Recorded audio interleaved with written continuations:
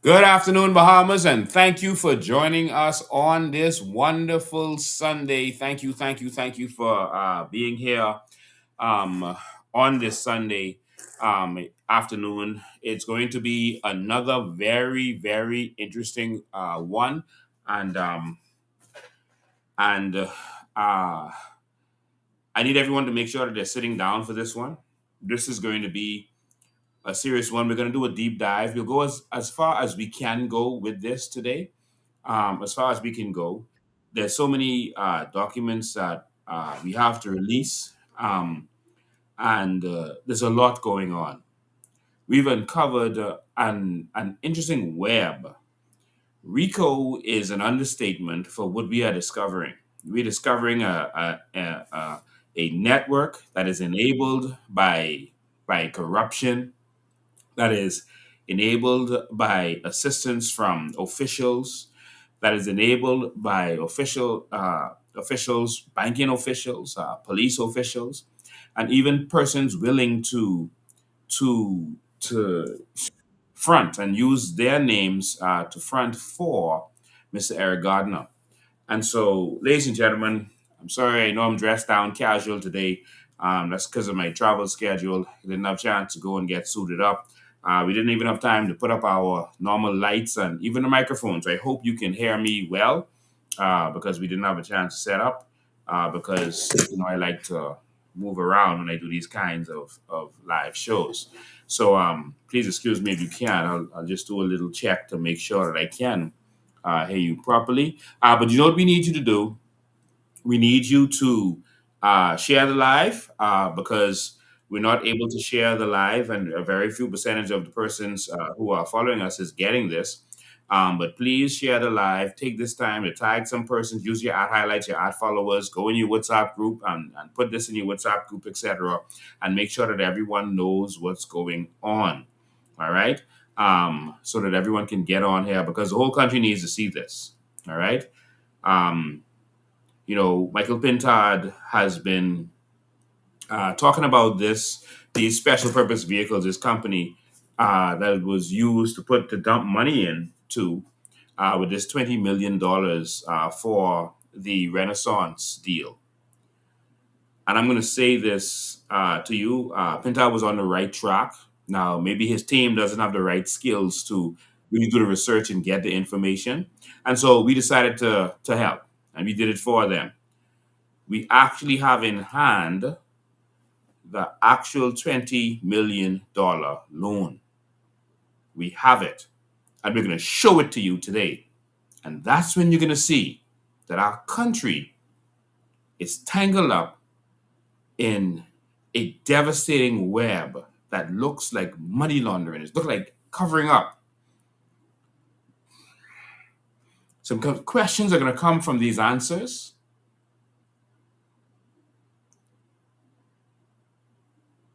but many right thinking Bahamians are going to be saddened by how deep it seems like our officials have gone, even to silencing whistleblowers. You're going to see all this today. Whistleblowers who died mysteriously after um, speaking out. This one is serious. So make sure your family and friends call who you got to call and tell them to get on here. We are broadcasting live everywhere. We're broadcasting live on Facebook, on YouTube, all the regular channels, on Instagram.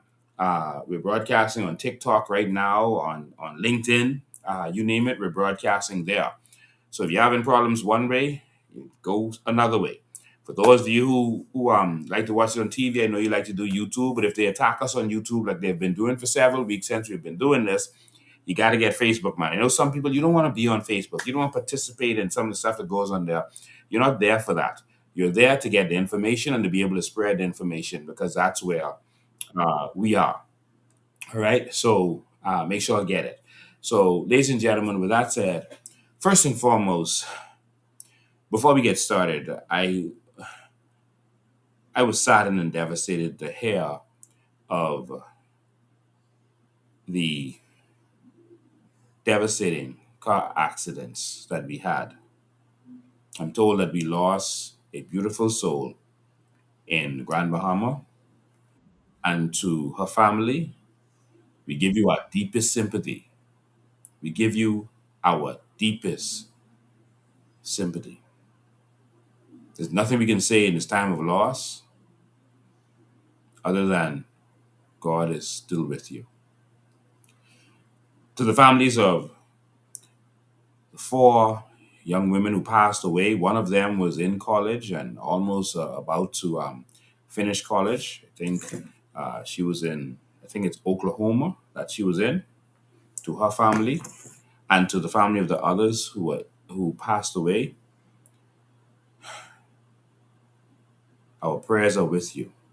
There's nothing you can say in these kinds of times other than our prayers are with you.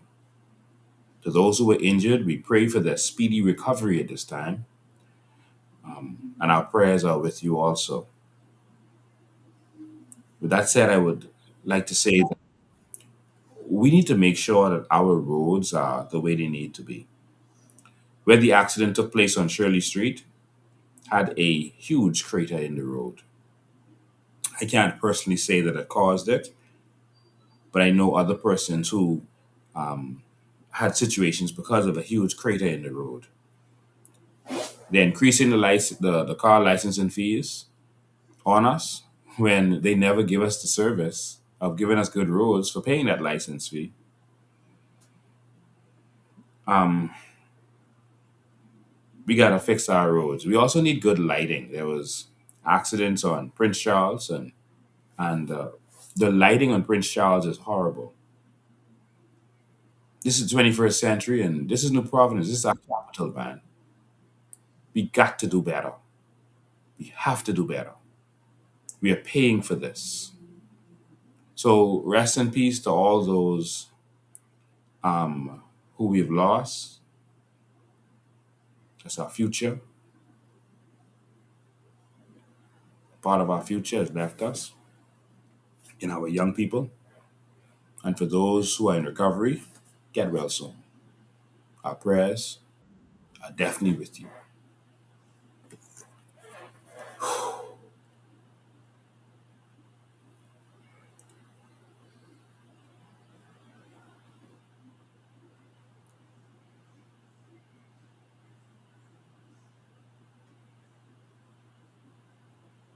All right, and so ladies and gentlemen, as we told you, we would also be allowing persons to advertise during our show to let persons know exactly what is going on.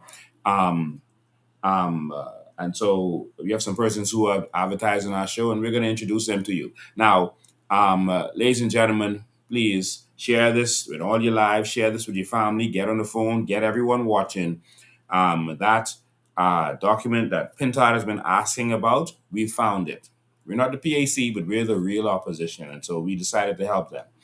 And so we found the document, and it's going to be shocking when you see what this is really about. All right. So get everyone on here. Make sure everyone gets here. Everyone in the news should be here. Tag everyone you know who's in the news media. Make sure they are on here and watching this right now. And any of them who wants the documents will be willing to send it to them. All right. This one is serious. So get all your friends and family on here. All right. I see the numbers increasing now.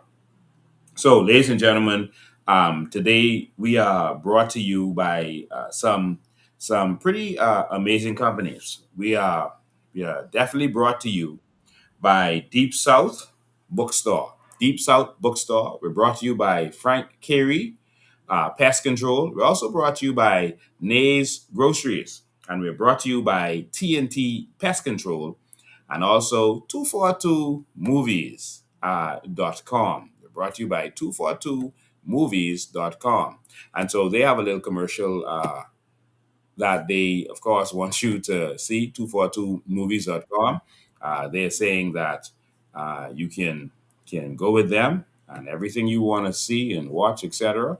You can get it from them. Forget the cable company, they're saying. Just come. It's 242movies.com is like all the latest movies, TV shows, and over 5,000 live TV channels right at your fingertips. All you need is a web browser. Get unlimited entertainment. We have online payment subscription packages with PayPal and Stripe, starting as low as $3 a week, $10 a month. And if that's still not good enough, we've got you covered. With our Big Dipper for only $115 for the whole year. Why pay more for less with cable when you could pay less for more at 242movies.com? Start watching on any device, anywhere, at any time. No ads or buffering. So what are you waiting for? Sign up now with our free complimentary day trial and say goodbye to boredom forever.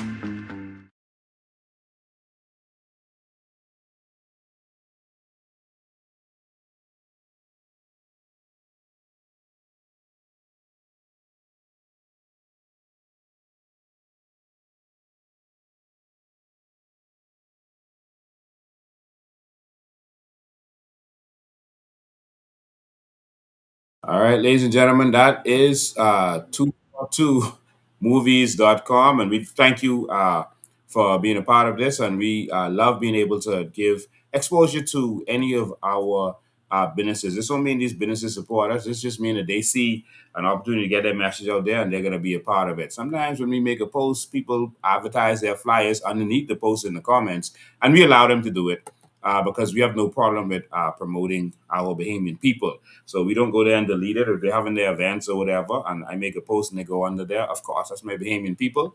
Um, I just don't post no funny flag there or nothing under my post.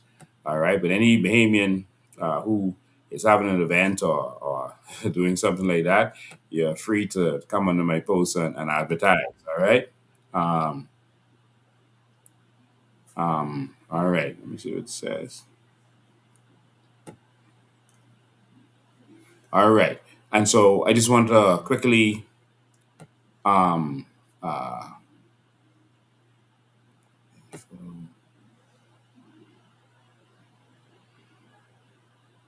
of course, everything is slowing down. This normally happens.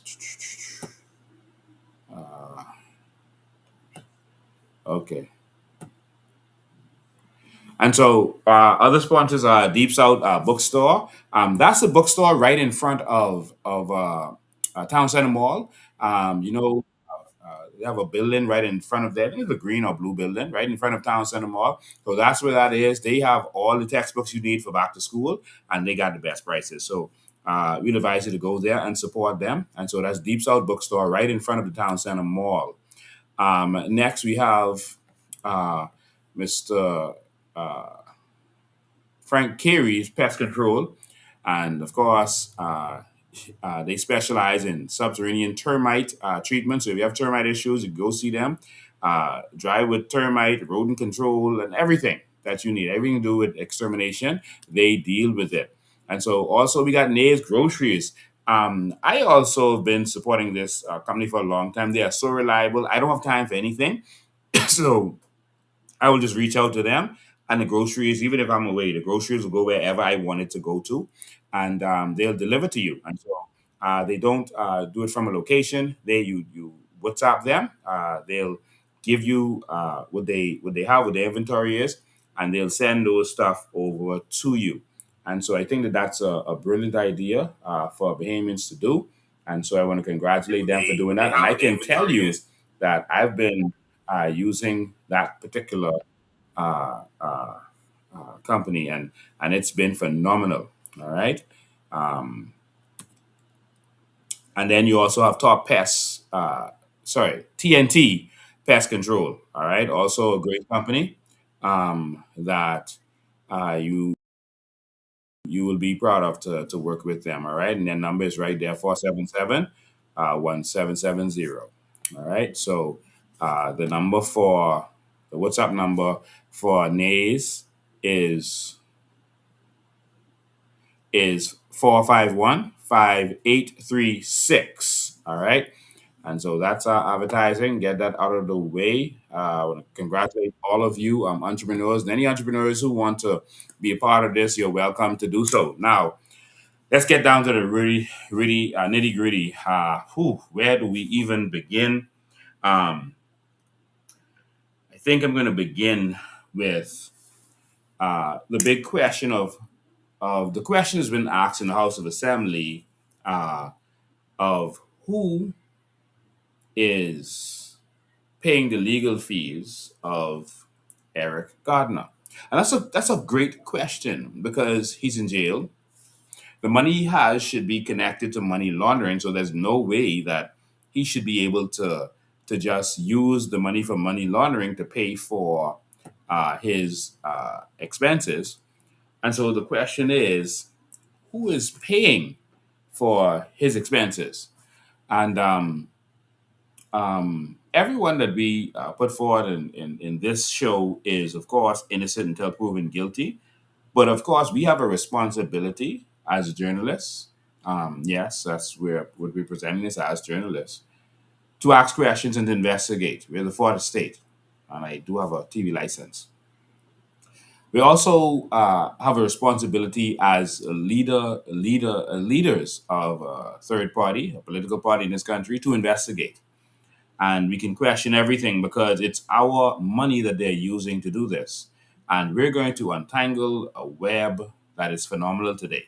And so this is going to take time. So hang in there, and you're going to see some things that may shock you. Now, I'm going to try to take this complex unraveling and make it as simple as possible for you. What they do is they make these things so complex and they hide it in such a complex way that regular behemoths would never understand it and not know where to look. They would have never thought that we would have found exactly uh, where the loan was for that $20 million. I mean, the people in the House, who people voted for, the opposition was asking about this, asking for it, and they couldn't find it. They didn't have the skills to go and get this. But of course, the COI is there, and we were ready from day one to go and deal with this stuff. But it didn't work out that way. All right. But it's going to be a serious web that we are going to untangle. And so make sure you're sitting down. Make sure all your friends and family watching this. Someone tag Pintard because he did a good job by keep asking for answers as it relates to this Carmichael village thing. And so we went out there and got the answers for him. All right. So someone tag Michael Pintard, tag Andre Rollins, all these fellas who still asking questions. I mean, they still asking who politician number one is, and we done been past that. Politician number one is Kingsley Smith, and we done been past that a long time ago. But they're still asking that question. So we hope that they catch up soon to where we are, and we'll see. We'll see exactly what happens. All right. So first things first, there are some interesting folks. We came across a lot of folks, and as we look at the investigations that are going on overseas, and and and we started to look at certain things, and we investigated as an organization. We started to see certain people because we started to connect the dots with certain companies, and we started to see that certain people are connected to Eric Gardner for certain reasons, and that is what we did in order to unravel what's going on with the people's finances. All right, and we came up with some persons of interest, innocent until proven guilty, of course, but very interesting indeed. And so we're going to start by pulling up these documents for you. Again, everyone, just make sure you're sitting down. There are some women you saw in that advertisement that we put out. Interesting connections. I'm trying to pull up this document for you. Just give me a sec. The hardware is acting kind of slow. Okay, it should be up in a second. Um, yeah, it's coming up now. These are women that we see have some connections, and we're going to brush past this. And there are some other persons that we're not going to name yet, but this is this is serious because what's happening is Overseas, they're investigating everything as it relates to Eric Gardner. Um, they're investigating everyone connected to him. They know how RICO works. They know how people front for people, and they've already mentioned the fronting that is going on in this matter.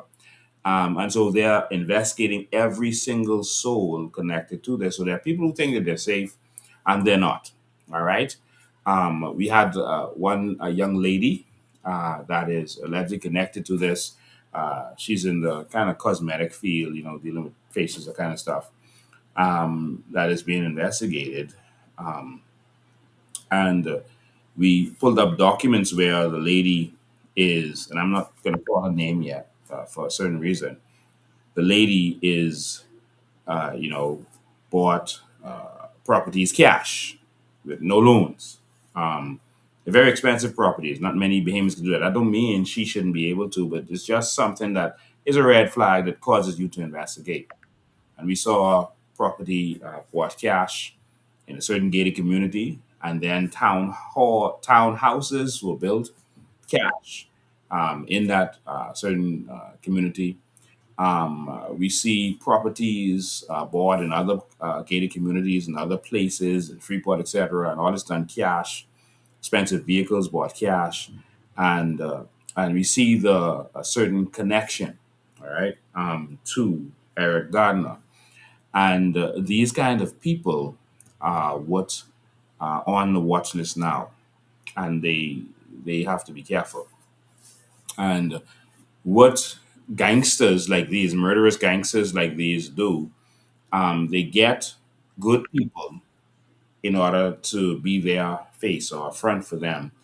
And sometimes it is good people. Good people sometimes sell themselves out because of the advantage. Sometimes they may be in some money problems, or some of them may just say, "Oh, this is my way out." And they use good people and sometimes good qualified people in order to get their way out. All right, and we just want to say to all of our Bahamian people, uh, you need to rethink if you have any association with Eric Gardner. You need to be careful. All right, it's too late to hide because I think they already know what's going on. Because if we know, I'm sure that they know. All right, and so let's get to it. First of all, the question is, who's helping him while he's in jail? It's hard. You can't just take some cash money and give it to your lawyers, etc., or give it to the courts for whatever he needs. This got to come from some legitimate source. And so the question is, where is this money coming from? And is it coming from our politicians and those kinds of persons?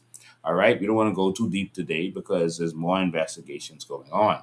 All right. But definitely, who is paying that is the question. There's bond applications where they were trying to get bail for him, and persons were willing to put up their real estate for him. Who was that person putting up real estate for him? Well, we're going to expose that to you right now. There's other persons who were involved in different ways, and so we'll want to question that. So, first one, the Miami condo. There's a Miami condo that you saw in the document last week.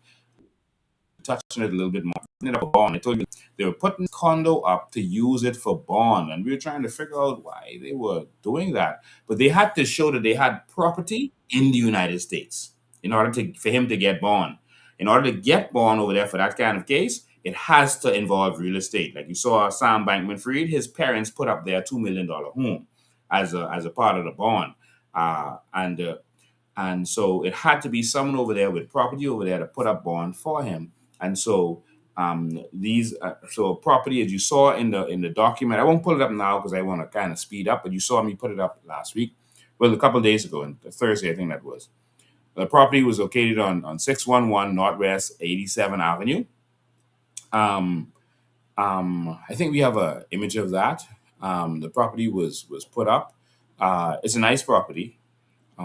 Is valued like almost $500,000, like probably $400,000, etc.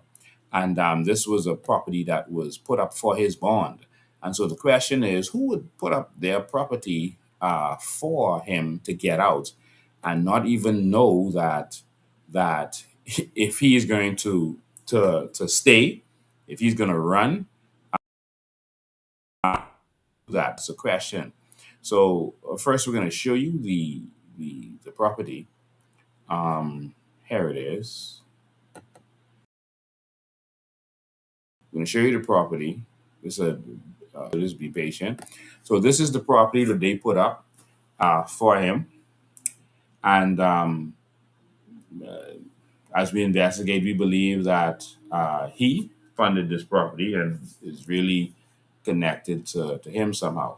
All right, um, because as you saw on the document, and so that's the property. But as you saw on the document, who it was connected to, it was connected to a Miss Cashlia Lockhart, and so this person we've shown you in affidavits prior to this. That person was in an affidavit saying that they were parents, co-parents of a child. All right. I won't show you the affidavit because the child's name is on there, and I don't want to expose the child. The child has nothing to do with their parents and whatever the father might have done. And so, but we showed you that. And so that's his children's mother. And there was a connection between her and also the company before. And that's another reason we've shown you that previously. But now you see this person show up putting up a piece of property for him, and it's nothing wrong or untoward. But that's one of the persons, and that's one of the persons you saw in the pictures that we had put out there earlier. And so that's she has two children for him, and she has two children for him, and and she was willing to put up the bond. There's an interesting story connected to this.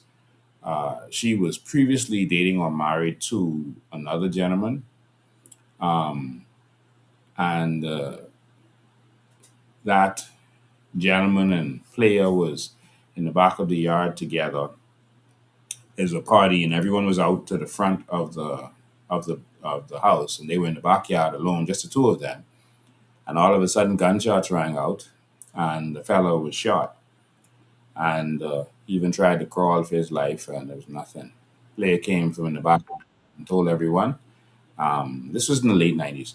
Player told everyone, yeah, some fellas came out of the bush, shot him, and then ran, but didn't show Player. And so a lot of people suspected that Player had some involvement in his death. All right, people suspected that. And but later, Player was with female. All right, and to this day, she's paying his bail. All right, and so what was touching was that we saw the daughter of that gentleman who was killed all those years ago put something out in memory of her father. And I want people to know that when these things happen, there are children involved, there are families involved that you leave hurting. And, some of the cold hearted killers may just take someone's lives, but then you just ripped a father or a mother away from a child who needed them to help them to be raised properly in this country. There's consequences of us empowering these criminals, these murderous criminals, and letting them continue to exist in our country. And it normally has an effect. All right. So we just wanted you to know that. Of course, I'm not going into deep details with that, but if I have to, I can. And so that's the house that was put up by the condo that was put up in the bond, and that's from Keslia Lockhart. She acquired the condo in 1999 from Sonia Riley, and the deed uses the standard legal language, but the deed was for, and that's what we showed previously. If you want me to put it up, I can put it up, but it was for $10, and so it was transferred from one person to the next for $10, and you could only do it when it's someone connected. All right. And so she got the property for $10. And whenever you see that stuff happen, remember you saw us expose this kind of stuff when we were talking about the Savas situation and the properties that were just changing hands for a small amount of money. So this property was transferred to Miss Lockhart for $10. And now this is the property that's being used to put up for a player. All right. Whenever you see those kind of transactions, these $10 transaction is interesting transactions. Not saying nothing wrong, but that's just how interesting it is. So you all just pay attention, take the information, and do what you want with it. All right. Um,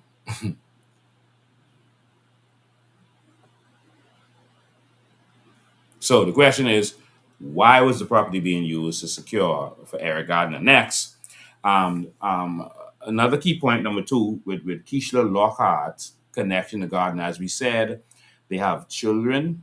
They have children together, and we have already exposed that, and to show that he has people out there he's connected to do his bidding. So he has a wide net. And I want you to say, I'm saying this because if we know that, the officials know that, and they are paying close attention to his net.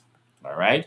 And so that's assets being put up for Gardner, not necessarily paying his fees, but assets being put up for him. And I just told you who is being put up by. So key point number three, the $30,000 issue. That's not the main issue. A lot of people putting a lot of effort on this $30,000 issue. Um, but the fact of the matter is that may even be a little distraction from the bigger issue as it relates to this. All right. In his bond application, he literally said that the 20,000 of it came from his withdrawal from the bank account of Touch Not, and that's the real issue. All right, that it shows that the bank was doing business with a known drug dealer. Our bank in the Bahamas was doing business with a known drug dealer. All right, and that is not acceptable internationally. And we need a statement from the government, from the central bank, from the Minister of Finance, who was also involved with the known drug dealer. But we need a statement from them ASAP to let us know that no bank in this country is now doing business with any of these companies, whether it's Top Notch or other companies that we're about to expose you today, as it relates to that $20 million deal. But we need to know that there's no um, association with any banks in this country so that our tax dollars cannot go to money laundering moving forward. They pay every quarter. The government pays the rent every quarter. And so we need to make sure that this quarter, that money does not go to money laundering. All right. This is the big deal. And I went over that in my previous live, so I won't go too deep into that. But that's the big issue here, that now there's proof that the drug dealer, one, is funding the PLP political party, and two, the Bank of the Bahamas was um, aiding and abetting, allegedly, a drug dealer uh, being able to move his money and do what he needs to do. Okay, this is going to get deeper. All right. Um, Key point number four, and this is where we bring another lady who we saw um, in the pictures that we presented to you. Another beautiful Bahamian lady, educated, talented woman. Her name is Alicia Bow, and she's actually the attorney for um, Eric Gardner, and she formed his companies, domestic and internationally. Top Notch Builders, PPP Construction Limited, Complete Construction Limited, and they are registered at her office. And this is where it's going to get a little bit deep. All right, so just make sure you're sitting down. Um, and the reason these companies are important is because they are connected to major public projects and government related contracts. So with me, including the Obadiah Wilson building in 8 Mile Rock and the Renaissance Carmichael Village. Now, that's one's going to be serious. The Renaissance Carmichael Village that Pintard keep asking the government about, and they keep zipping their lip about. The Renaissance Carmichael Village. You ready for that? All right. And she's also listed on ongoing litigation between the government of the Bahamas and Leno. All right. Leno is the company that helped put up money and was supposed to be paid money from the government as it relates to that building in 8 Mile Rock. And there's ongoing litigation with that. And so Alicia Bowe is a lawyer. There's nothing wrong with being a lawyer for anybody. All right. But remember, we showed you documents where she was not just a lawyer, she was a director on the documentation. All right. And sometimes lawyers will put, the two people in their office to be subscribers just to form the company. And then the next year you register who the real shareholders are, etc. But that doesn't seem to happen. We saw Alicia Bowe was director, etc., on this company. So you're not just a lawyer, you're a director in this whole setup. All right, you're a part of what's going on. Um, and we saw that very recently, Alicia Bowe did travel to the U.S. And so it seems like she was dealing with his affairs. That's a pure assumption, dealing with his affairs to make sure that everything got straight. We saw that he got a lawyer in Florida, and someone had to pay that lawyer. If you know how paying these lawyers work, the question is who was dealing with that, who was paying for it, and where was this money coming from? And clearly, the money that's paying for this stuff is coming from the taxpayer's purse because of the legitimate money that he has is coming from us, the Bahamian people. And that's the money that the only money that can be used to transfer to pay any legal fees that he have because it has to be legit money. You can't take money from directly from the drug deal directly and then go pass it to the lawyer because the lawyer has to go to know your customer and that kind of stuff. And so uh, any money that's being paid is you, Bahamian, is you, Bahamas. That's who is paying it. But we believe that his lawyer, that's a job, is the one making these arrangements. Okay? And so the only money he could use to pay to help him to get off this is the monies that the 56 or so $1 million that he's getting from us for 1 billion and the big money he's getting from Carmichael Village. Stay tuned for that. All right. Um, And so there's a full corporate network surrounding him. And the question is who formed this corporate network? Who was a part of this? Well, we have the now Minister of Finance admitting that he helped form this corporate network, that he was responsible for their corporate governance and setting up everything. And that's concerning. All right. And also, Miss Alicia Bowe was a part of setting up all of this corporate network, and that's also concerning because we have documentation here before we go to the next person picture that you saw, beautiful picture that you saw. Um, because the problem that we have here is that Alicia Bowe is a part of a company.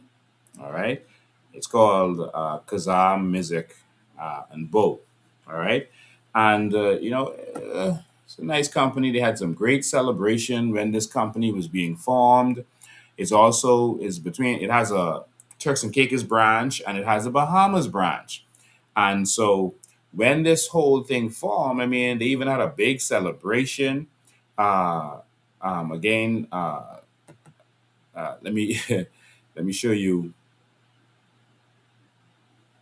let me show you the cake from the celebration. I mean, they even did a grand cake. Let me show you a different way. They did a cake to show their celebration of this company, and there's a reason I'm showing you this, and I'm teaching you how to investigate, or some young person who's going to come up later, in case the Bahamians of the day don't realize how serious this is, and they let this government continue in their ways. Maybe some young person might learn from what we're doing. Uh, uh, and here's the cake, Quran, music, and bow. All right, this is the cake. So they had a big celebration. So this is when they came together and they joined forces and became one. All right, that's when they became one. And that's very interesting because they became one until a few months later, the head person behind that company was arrested for what? Money laundering. All right. So Peter Karam was arrested for money laundering. Who was behind that company. All right. And so a part of a branch was in TCI, a branch was here, and Alicia Bowe was running that branch. All right. Um, Alicia Bowe was running that branch. I'm gonna pull up the documents that show him, and so it seems like, and I can't say that she did anything wrong, but it's very coincidental that someone who's the head of your law firm was arrested. I think this is it. Was arrested. Well, there was arrested, and there was an extradition order. Okay,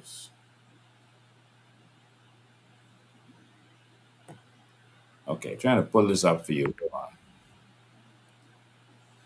Extradition order was put out for him, and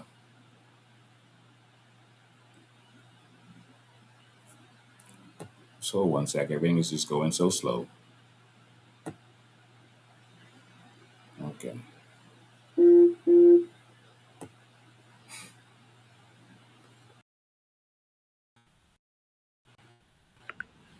I just decided it wanted to go into updating, like right now, trying to block that. All right. So, picture. All right. So I'll get it up for you right now. So I want you to see that this Peter Karam person, um, and this Bow woman, and he was accused of setting up the same kind of money laundering corporate kind of scheme. All right. Again, he's innocent until proven guilty, but it's the same kind of a situation, and it was with Argentina. Okay, so these same kinds of people. Okay, getting it up here right now. So these same kinds of people. Okay, so here it is. So Peter Karam arrested, and that's from Karam Music and Co. All right, and she was very proud to be a part of this. She Here it says, the Honorable Attorney General, and this is a public notice. This is a public notice that was sent out in the Turks and Caicos from the Attorney General's chambers. The Honorary Attorney General, Rondalee Brathwaite Knowles, OBE, QC, confirmed today, 3rd July, the arrest of Canadian attorney Peter Karam of the law firm Karam and Mizik. All right, and remember that had changed to Karam Mizik and Vote. This matter is being undertaken through joint efforts and collaboration between the Governor's Office, the Attorney General's Chambers, the Office of the Director of Public Prosecution, and the Royal Turks and Caicos Islands Police Force Financial Crimes Unit, following a provisional warrant of arrest issued by. Sorry, I didn't realize I had this on a small screen. Let me put this on a big screen for y'all. Anyway, we'll do that later. Warrant of arrest issued by the Chief Magistrate, Tanya Taban Jackson, on the 28th of June, 2019. Canadian attorney Peter Karam was arrested and brought before the courts and subsequently released on conditional bail following a brief hearing on July 2nd. All right.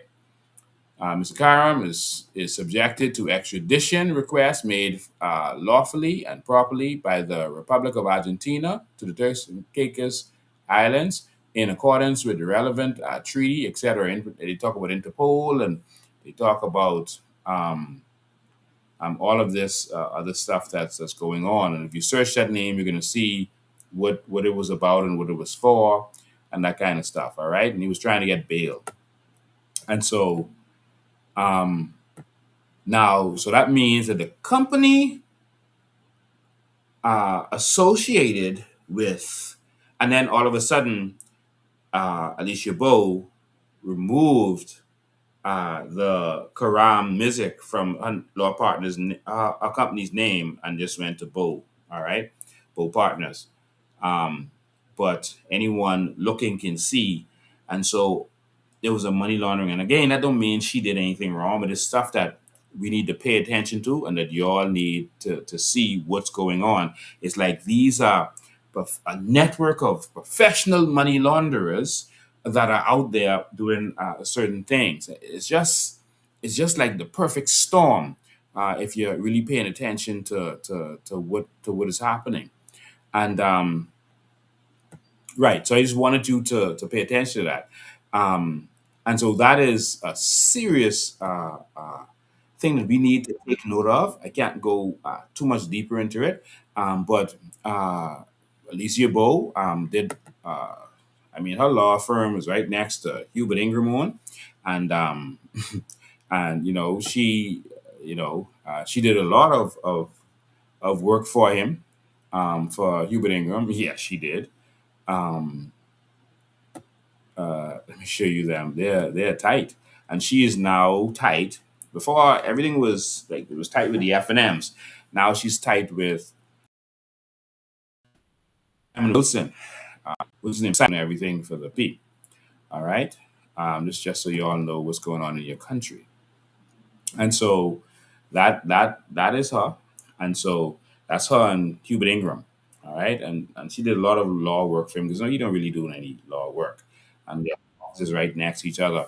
But at that time, remember in my last live, I showed you that a lot of what Eric Gardiner was doing was done by F&M affiliated law firms.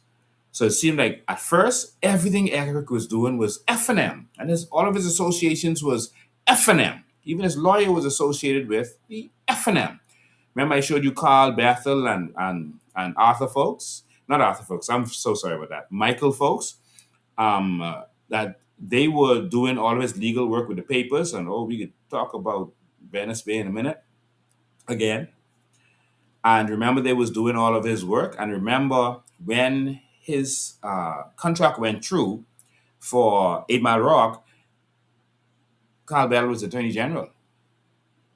Michael Folks was also in the cabinet of the country or in the government. And so it was signed by the PLP, but everyone was trying to figure out, well, why the F&M didn't stop it? And that's because he was dealing with the F&M and the PLP. Do you understand? And so some of his legal work was done by Cedric Parker's law firm, and we believe that they're F&M. His son is the lawyer for the F&M right now, Khalil Parker. Very bright Casey. I don't know him to be corrupted anyway, other than being a part of the F&M. But all of Eric Gardiner initially, everything was F&M. He's a Long Island man, and it seemed that him and his family and everybody leaned towards the F&M, but it seemed to be more about business. And so now, afterwards, it seemed to be about the PLP. And so I don't want you to think that this is just a PLP thing. And that's why I'm giving you the real backstory on what's really happening, what's really going on. This ain't just a PLP thing. Eric Gardiner was working with F&Ms prior to this. And the F&M could have stopped his contract, but they did not. All right? I'm giving you the full story. All right? And I've already shown you all those documents as it relates to that, so I won't go back into it. But I just want you to pay attention to what's happening in your country. You'll always see, okay, they'll say Togi and Bobo was PLP. But then Togi and Bobo could go in Minna's house and they could bring him fish. And he would say it. Togi and Bobo come to his house and bring him fish. And then you saw Togi and Bobo was connected to Pintad and the murder for hire situation. And like, how is Nygard connected to the PLP? Okay, but how was he also connected to Hubert Menace? And all of these people are in the same circle doing the same thing, working together. All right. That's how this country is working. And the more our team investigates this, the more we are seeing how seriously this is connected. This is an entangled whole system. This isn't just about Eric Gardner.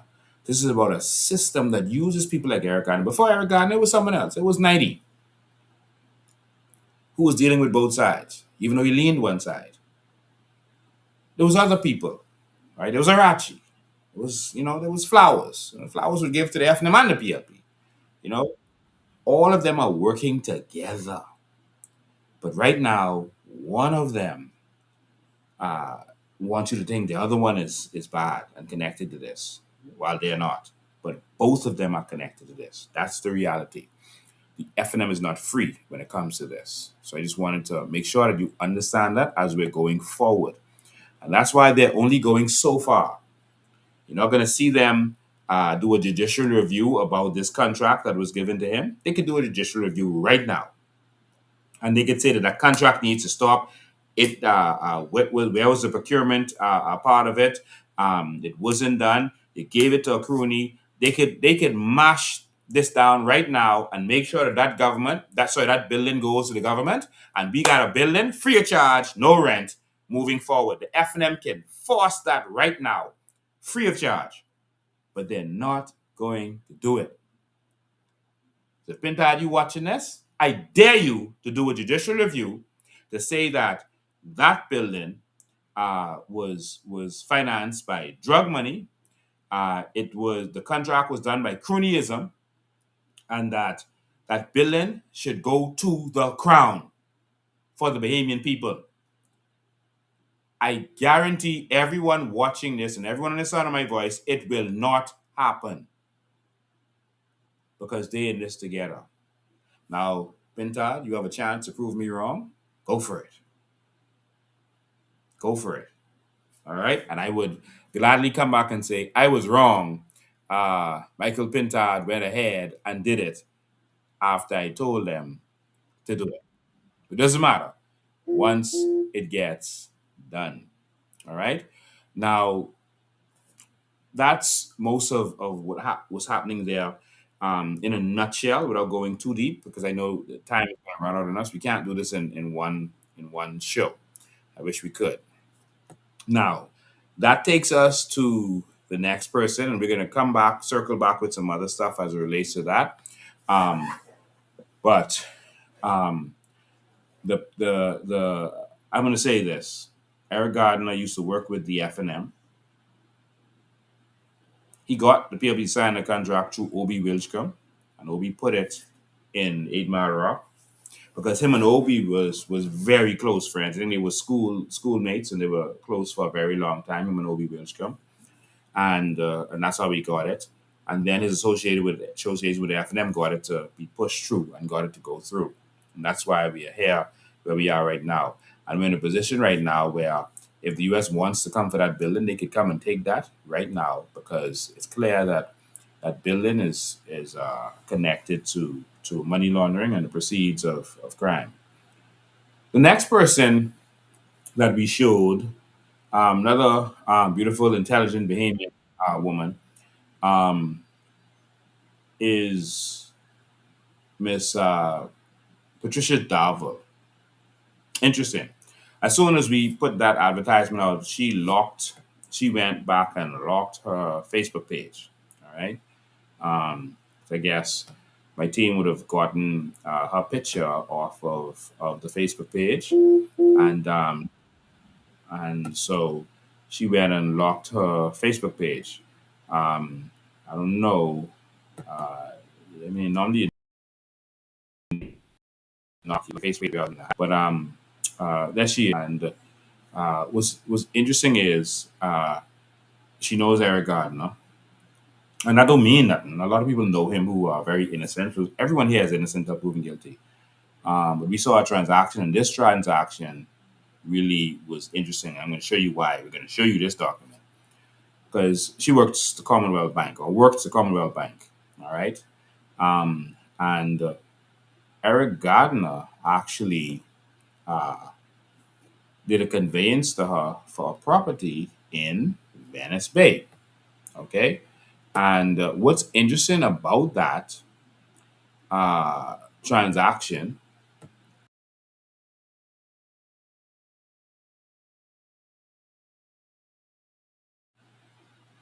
Sorry about that. What's interesting about that transaction in Venice Bay? You'll remember from my last live, and I can't go back with all of this stuff. You got to go watch the last live to get the details. You remember we showed you that Eric Gardiner, or a company in Venice Bay, called Jarek, Jarek Enterprises or something like that.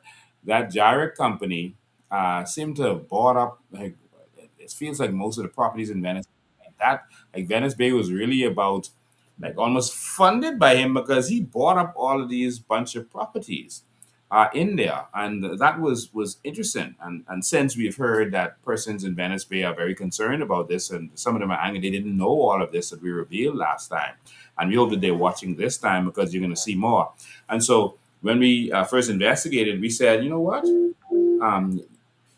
Ja Rick sounds like Jonathan Eric, and we said you can always tell by the names, and that was what caused us to dig and to pay attention. But it seemed like a lot of Venice Bay was funded by this drug dealer, because he just bought, because a bunch of properties were bought up. Now it was in someone else's name.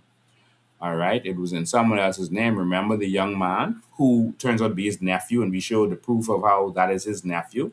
And so his nephew's name was on everything as the owner. There's even a sworn affidavit where his nephew was saying that he is the owner. I'm sure you remember that if you watched the last episode. Otherwise, go back after this and go and watch that. The document said that the nephew was the owner. And then we showed, like, why, if you're the owner, all of a sudden Eric went to jail, and if you say you own all these properties, why did you take one of them and sell it to yourself? He took one of the properties and sold it to himself, and then got a mortgage on it for the sale. So if you own all these properties, you're the owner, you're the sole owner. We were like, why are you selling this to yourself while Eric in jail? And we heard that there was an issue while Eric felt that a lot of people he had trusted was selling stuff while he was in jail the last time. And, he had fallen out with some of the family members. But that's what made us curious and wanted to look a little bit deeper. All right. And so we were like, this Jarek thing, that don't sound like the nephew's name. That sound like Jonathan Eric. And so we did a deeper dive, and that brought us to find the documents of Miss Darville. Okay. And again, this don't mean Miss Darville that anything wrong. And here again, you can see on this document, Cedric Parker, who, um, um, and when we looked at these, we saw, who was it? Jarek Enterprises Limited. To who? Georgina Patricia Darville. All right. So Georgina Patricia Darville. That's who we saw, and we assume that that's the same person in the picture. That's what we assume. All right. So Georgina Patricia Darville. And we saw this transaction for conveyance. And where is it? As you can see right here, it's in Venice Bay. All right, in Venice Bay. Let me make this big for y'all and make my image small. Um, all right, let me switch that over for you to make sure that y'all can see this good. All right, just give me one sec while it transfers over. All right, there we go. Come on. All right.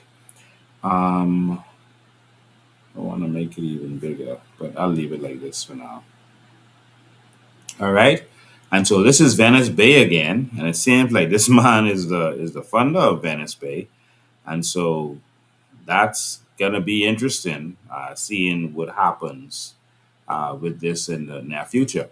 But again, as you can see in the document, so This is Venice Bay subdivision, block 11, lot number 17. All right. Block 11, not lot number 17. All right. And this is when it was done. All right. And so I'm going to keep scrolling.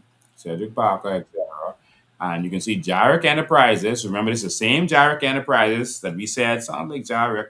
And we saw that the nephew was saying he owns this. And we're saying that don't make sense based on what we're seeing. You always have to look, as an investigator, you look at the actions. If you own all the property in a company name, you don't have to sell one to yourself if you actually own it. And so that's where we knew that there was something else that we had to go and see. And so here's the documents. All right. Here's the doc again, Jarek Enterprises. Um, Make sure I can see all of this good. Jarek Enterprises. All right. And this indenture between Jarek Enterprises and Georgina Patricia Davel. And again, she might just be someone who bought a property. All right. Um, we've been informed that she knows them. Again, that don't mean nothing. But this was just curious to us. All right. And he bought it from, well, Jarek bought it from Venice Bay Holdings. And we're going to get to that in a second because you're going to see a tie between Venice Bay and Carmichael Village in a minute. Stay tuned. All right. And so as we keep going, I'm going to go straight to the bottom. This is just the details of the property. Now, here's the first schedule, the signature page. All right. In the subdivision of Venice Bay. All right. Witness hereof, the vendor has caused its common seal to be herein affixed the day and year first herein before written. Jonathan Eric Gardiner. This was the first, I guess because of his association with the person, that's assumption, he actually put his name on this. He signed off on this. Not the person who was saying that they own Jarek and all these other properties. And if you want me to pull up all them properties again, I can. But Jonathan Gardiner signed it. See the same signature he has on the Bank of the Bahamas document? There it is. And watch this. He says the common seal of Jarek Enterprises Limited was affixed hereto by John Eric Gardiner, the president of the company, and the said Jonathan Gardiner affixed his signature hereto in the presence of whoever this person is, right? And and Darville's signature is under here, signed and sealed and delivered by Georgina Patricia Darville. All right, I guess out there. Um, but you see how investigations work. The other person, his nephew, was claiming that he owned the company. We saw that it didn't make sense. And now we see that Gardner turned over one of the properties to this person. We don't see any mortgage involved, all right, at all. And turn it over to this person. But on this document, this is another company, Jarek, that owns all these properties in Venice Bay. I showed you last time. And now we got proof because on this one, he put his signature. And that's how we got them. All right.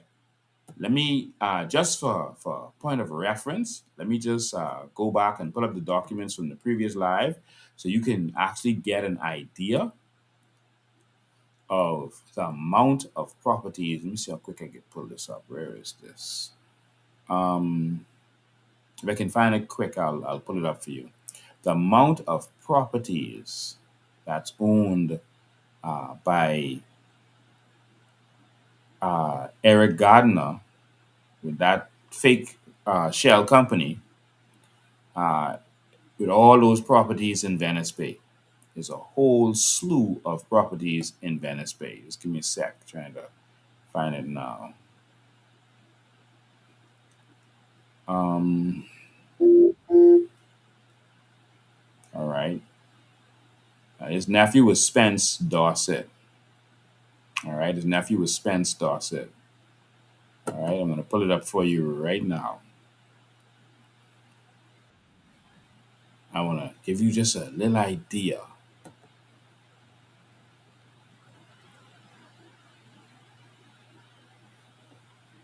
Okay, there it is.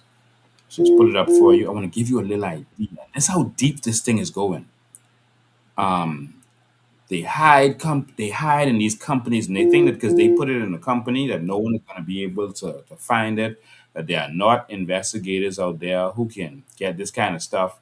But we're the best investigators in this country. Um, I think we should offer our assistance to um, good and decent persons who want investigations. If you want investigations done, you can always call us, and we could help you get that done. All right. So the computer was acting slow a minute ago, and so that's why it was paused just now. Um, all right. So I'm about to show you the properties of Jarek. All right. And so see, like here, Venice Bay Holdings to Jarek Enterprises. So this is Venice Bay. So these are the properties that the drug dealer bought in Venice Bay. Because what drug dealers do is they it's hard for them to put all their money in the bank. So what they do, instead of having it in the bank, they just buy properties with it. And if they ever want to cash out, instead of if it's in the bank, you can make a withdrawal. If it's in the property, you just sell it. All right. And so that's what they do. They use real estate, for it. So look at all these. Look at all these properties. Look at all of these. All of these transactions as relates to Jared. All of these properties. Do you see how many properties this is? Look at this. Look at all the properties. Look. All right. These are the properties. That's just one page. These are the properties in Venice Bay. Now, I don't know how much property is in Venice Bay, but these are the properties in Venice Bay. All right. This is look. We're still scrolling. We're still scrolling. These are the properties that Eric Gardiner owns in Venice Bay. All right. That's reached the bottom finally. Do you see how much properties this is? All right. Let me show you this again. These right here are the properties in Venice Bay.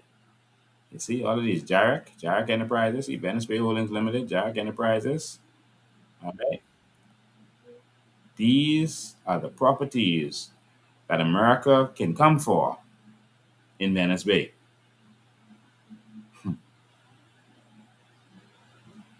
Look, look at it again. Look at all of these. It's like the movie credits. Look at this. These are the properties that Eric Gardner owns in Venice Bay. This is mind blowing.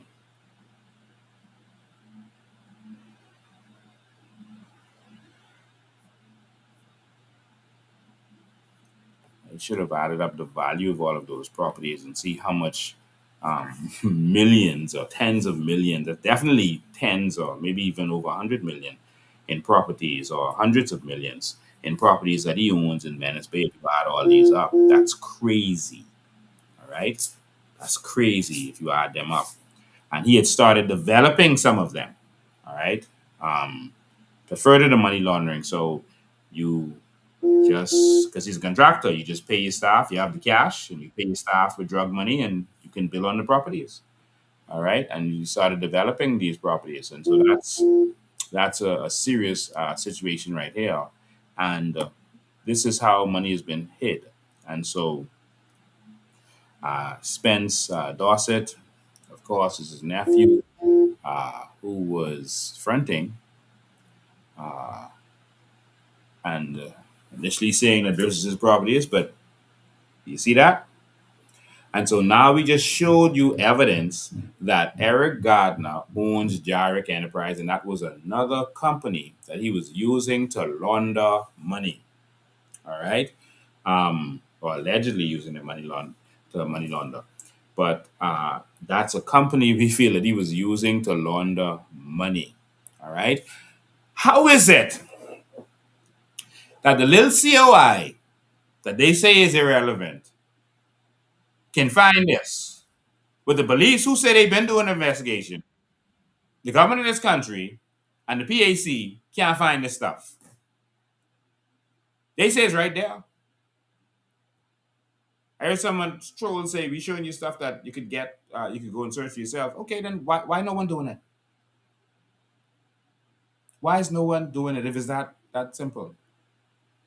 How is it that we could do that, but they can't do that? Now that brings us to the big deal. The big deal. Um, Pintad has been asking about this Carmichael village, but he couldn't seem to get the documents um, to expose it. But that's what we do, the COI. When Brave was in opposition, the PLP was talking about yeah. When Brave was in opposition, the PLP was talking. Um, they wanted to see the contract for the Ocean Key deal, and we were the ones who brought and did a documentary with it. All right, they're supposed to be the ones with all the resources to get it done, but how is it that it's the COI that always has to go and research and find this stuff? All right, so again, if you want to hire us to do some research for you, uh, just call us 803-5995, and we can help you with that. All right. Um, we are the best investigators in this nation. And what you are witnessing right here is why they did not want me in the House of Assembly. Is why they're not even acknowledging that we filed for election court, because their biggest fear is me in the House of Assembly. All right. And so again, Pintad, go get our building, please. Go get our building. I told you what you could do to get the building. Go get our building in 8 Mile Rock. Pintad, every one of those properties I just listed belongs to the Bahamian people. All of them. They are the proceeds of crime. Go get those properties, please. Do your job. And there's much more. All right. Now let's get to and so the reason we show this is because um these and I showed the last one not because we believe she's doing anything with Eric Gardner or paying his fees or whatever. We just showed that because at the end of it, that was the only one that had his signature, and he wrote his name on there. With Jarek, he was hiding, but with this one, he came forward. You see, that's when they get so confident as these criminals that they mess up. They always mess up. And good investigators know how to find when they mess up. And so that's how we found other things with him. That Bank of the Bahamas thing, they messed up. They were trying to explain that $30,000, and in doing that, they just jammed themselves. If we didn't have a corrupt government, all right, they're going to try to ignore this to oblivion. You know, the trolls are going to try to justify this, and they're going to play like they didn't hear this. And guess what? The media is not going to cover this stuff that we showed you. We just showed you that he owns Jarrett, that owns all these properties in Venice Bay, and the government should seize them. Let me tell you why this is important, Bahamas. For all of you all listening, let me tell you why this is important. This is important because when FTX, Sam Bankman-Fried, was arrested, all his properties were seized. All his bank accounts were seized immediately. Not one of Eric Gardiner's properties was seized. I remember Fran Bankman-Fried was wanted in the U.S. Remember? In the U.S. is where he was wanted. But they seized his property here. They still seized. In fact, we don't know what's going on with them. You don't notice that gone quiet? All those condos and properties and everything else they had, that gone quiet. are probably getting siphoned away. Probably, I don't know. Um, but how is it that 90 $14 million of Samuel 90 Knowles properties and assets was seized and went to America? Did you all know that? You have a house that was in his lawyer was holding on it, so that didn't go. You have a couple of stuff that people was holding, and they didn't go deep into it. They just took what they could get and just went out. So, $14 million was seized for 90. They ain't touched nothing for Eric Gardner. But the police say they've been investigating. Hmm. How come for Eric Gardner is excuses, is defending him, it's all this kind of stuff. Um, but for everyone else, Harachi buying guesses after he gave money to PLP, by the way, after he gave checks to PLPs, important PLPs. Um, 90 gave money to PLP, seized. Nygaard, everything he has was seized. Eric Gardner, they ain't touching nothing. Do you see? Y'all pay attention. All right. Now let's go to the $20 million question. All right, everyone, make sure you're seated. This is where it gets serious. All right. Um, okay.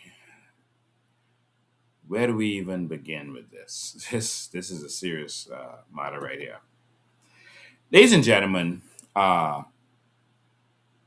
We was doing work, and there's some people saying just go out in the streets and protest and et cetera, et cetera. But we chose to do the work and investigate because we know that the FNM is not going to investigate. They could just have back and forth in the House. And some people like that. They like, oh, yeah, we like how Andre is just talking back to them.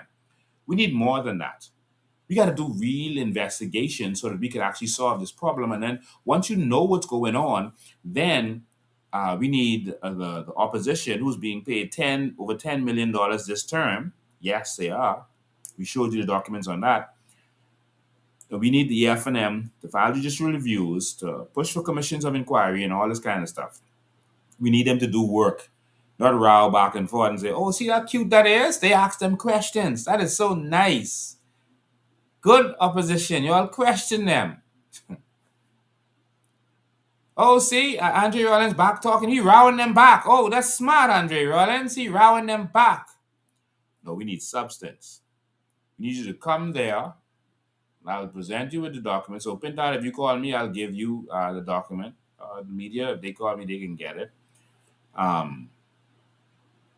Particularly with Jarek, and now with this $20 million loan that you've been talking about, we had to go get the documents. You know where the documents is, Pintard? In Jamaica. You know where else the documents is, Pintard? In Bermuda.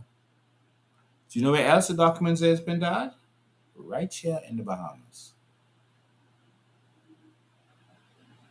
Now, this web that you're about to witness is a work of, it looks like money laundering art to us. Well, it's definitely covering up. It don't have to be money laundering. It could be covering up because they use funny companies in order to get this done. All right. So let's get this started.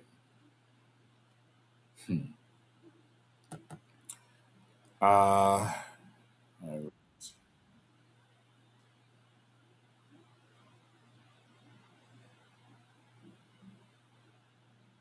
all right. Just pulling up some files. Give me a sec. All right.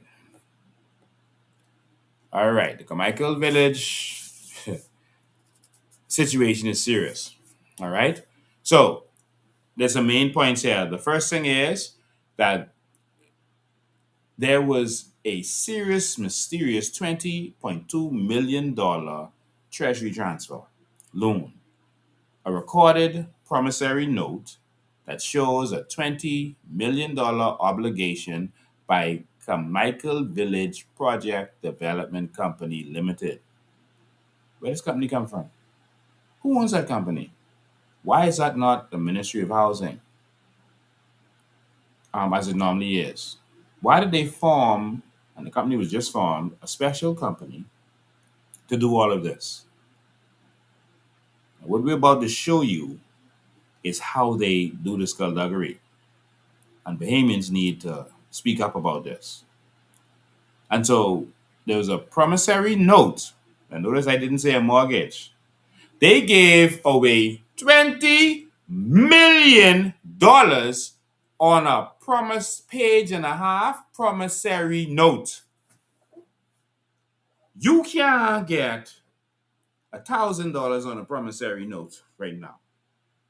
Promissory notes is for like, $150 and $500. Yeah, $1,000. That's a promissory note. You just promise and I can pay you back. You can't get a $200,000 loan for house with a promissory note. How you got $20 million on a promissory note? I'm about to show you all that. In other words, there was some favor that exchange. We're going to open up all this right now with whoever this company is that gave the money and no assets involved. $20 million loan happened with no assets as collateral to hold this loan. Just you all take that. And let's just do a little promissory note just in case we don't get paid back. We just at least have something. This was the weirdest transaction I've ever seen. So they formed a company called Carmichael Village Project Development Company Limited. And they gave the promissory note to Heritage International Scholarship Trust Fund. Did you all hear that? The promissory note went to Heritage International Scholarship Trust Fund. That's a school thing. That's an education thing. Oh, this is about to get deep, y'all. Who connected to education? Why would a scholarship fund, I can show you the documents in a second, give us a $20 million loan to build some low-cost house? And it was arranged, the document says, by Simplified Lending Limited and Proven Wealth Limited are the arrangers. All right? Let me pull up the document and then I'll come back to breaking it down for you. Just give me a second. Let me pull it up. This one is serious. Poor little country. I mean, and they swinging us all around. They about to go sell you all groceries. They about to go sell you all groceries in with a place named in Fort Charlotte. Y'all don't go buy no groceries here, man. Y'all don't buy. Don't. Sebastian, don't do that, please. Don't sell groceries to people, man. Give the groceries away, man. All these millions y'all making, give it away, man. Let's go to the document. This is a document Pintad was asking about, and I always got to do their work for them. But I love doing it because it ain't for y'all, it's for the people. All right? Okay. Let's pull this up. Okay, I think this is the document, yeah. Waiting for it to come up. Okay. This should be the document here. All right? All right. This document, I want y'all to pay close attention now. Y'all stick with me. This is a promissory note done the 8th of August, 2022. All right? The 8th of August, 2022. Those dates are going to be important in a second. The 8th of August, 2022. For $20 million. There it is. $20 million. And what's it for? See, Carmichael Village Project Development Company Limited. All right. That's one party. Two, this is the promissory note. Two, Heritage International Scholarship Trust Fund. What in the world? I thought it was just supposed to be one Jamaican company that gave them, and they were saying this lending company, that lending company. Heritage International Scholarship Trust Fund. Y'all stay with me as we peel this back. Now, that's an education type situation. So, who could it be? How this arrangement happen? Let's keep scrolling. Y'all come scroll with me. Again, promissory note, $20 million, Heritage Fund. Okay, let's see who is behind this stuff. All right, let's see who's behind this. Um, okay, all right. So here's the people who did the lodging. All right, here's the people who did the lodging. Persons. Okay, the contact person in all of this. Who arranged this? Do y'all see that name right there?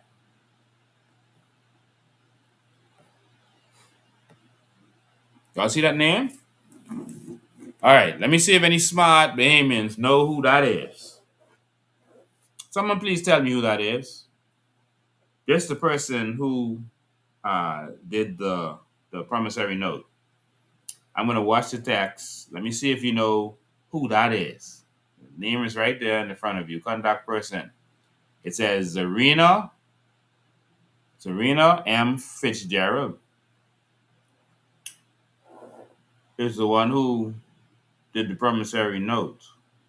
That's the attorney who did the promissory note. Zarina M. Fitzgerald. Anyone know who that is? Anyone? Wow. First answer right there. Dr. MacGyver, you are point on. That is Jerome Fitzgerald's wife. Now, they're currently going through divorce and they don't get along at this time. All right. And I know her to be a good person. But this Jerome Fitzgerald's wife, Zarina M. Fitzgerald. And so the loan came from an education type situation, Heritage International Scholarship Trust Fund. I'm going to show you what that is in a minute. Heritage International Scholarship Trust Fund. So, of course, Jerome Fitzgerald, being Minister of Education, of course, would have had, some contacts and get some stuff. I don't know why a scholarship fund is giving us money to build low cost housing. Do y'all see it? Y'all see it? Again, promissory note, and you see what it's for?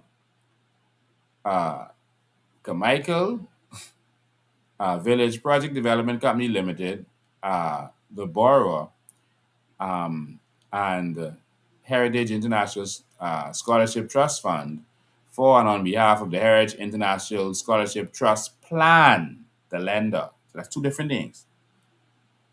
All right, let's keep going. I want you to see the whole document before we go deeper. And so this was on the 8th of August. That's when this was done. You see all the documented. It was registered and everything, but no one would have thought to look to do with a Heritage Scholarship Trust as the lender. And by the way, their stamp duty was exempted. All right. It was 2 million. The stamp duty of 200,000 was exempted. It was 20 million. I don't know why value added tax is 200,000. 200,000 isn't 10% of 20 million. 2 million is 10% of 20 million. Anyway, that's them people business.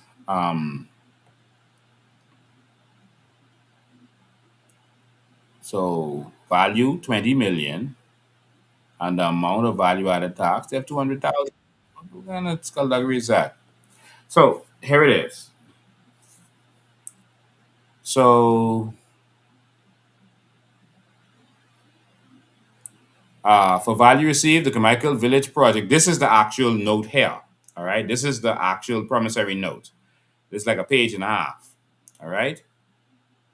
So, for value received, the Carmichael Village Project Development Company Limited, the borrower, hereby unconditionally promises to pay the Heritage International Scholarship Trust Fund for and on behalf of the Heritage International Scholarship Trust Plan, the lender, of its registered assign and in accordance with the terms of the credit agreement defined below, the principal sum of $20 million in immediately available funds on the dates in the principal and other amounts in each case to the extent provided in the credit arrangement, together with interest thereon to the extent provided in the credit agreement at the rates provided in the credit agreement, and payable at the times provided in the credit agreement, and to pay interest on any overdue amounts as provided in the credit agreement.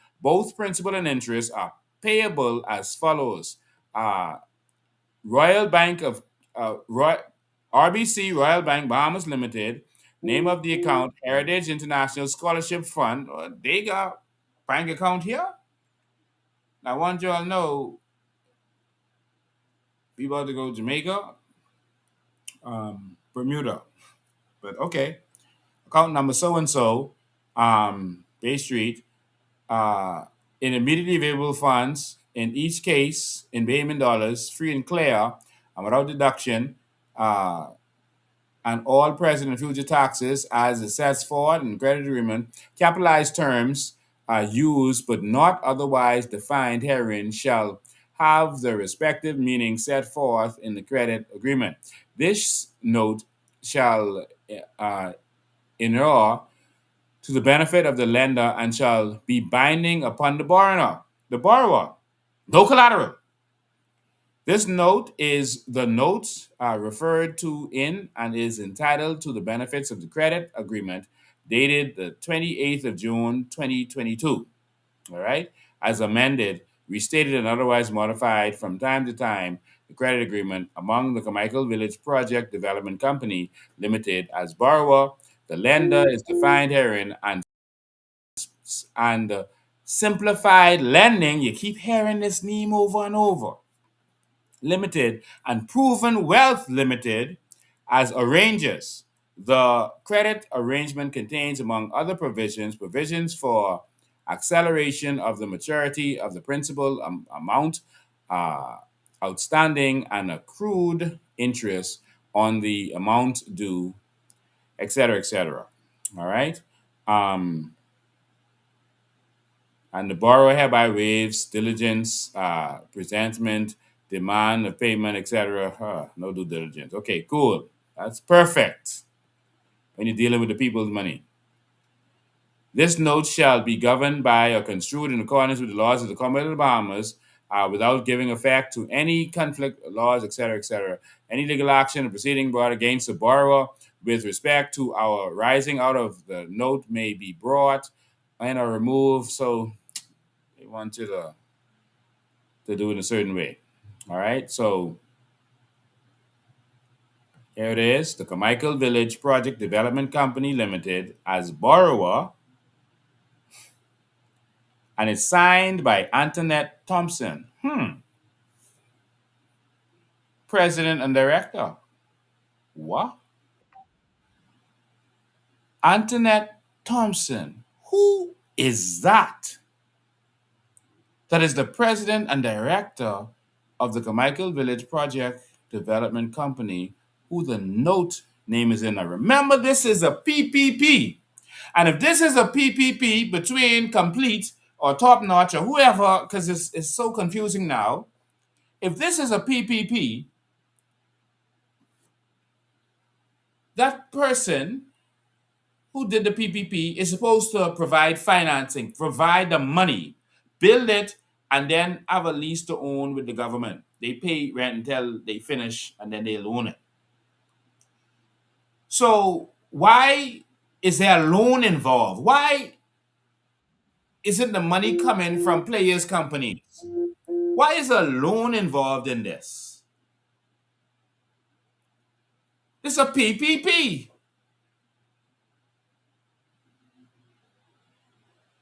So these the public, you and me, took out this loan, not player, but player gets the benefits from it. Do you all see what is happening right before your very eyes? Because Antoinette Thompson was a permanent secretary at the Ministry of Housing. But they had her sign as the president director of this private company that's a special purpose vehicle, a shell company, you might as well say. Because this company was formed around this time for this purpose only. And so we borrowed the money. So this, PPP, we got scammed again. The Bahamian people borrowed the money. But player gets the benefits. Do you all see? Jesus. So we paying all his legal fees. So that takes us to Antoinette Thompson. Antoinette Thompson, I believe she was forced to sign this. She did not agree because then she became a whistleblower at the Ministry of Housing. Did you all forget that? Antoinette Thompson spoke out against the skullduggery that was going on at the Ministry of Housing. She even filed a lawsuit against the government, including Jobeth Colby Davis, the Prime Minister, and others. Because she saw some skullduggery, some things that shouldn't happen at the ministry that she was involved in. And she's like, no, I can't in good conscience do this. She was a 40-year veteran. And they mashed her down because she was speaking out and saying what's happening here is wrong. What's happening with this Carmichael village situation is wrong. And other situations. A year later, she was dead.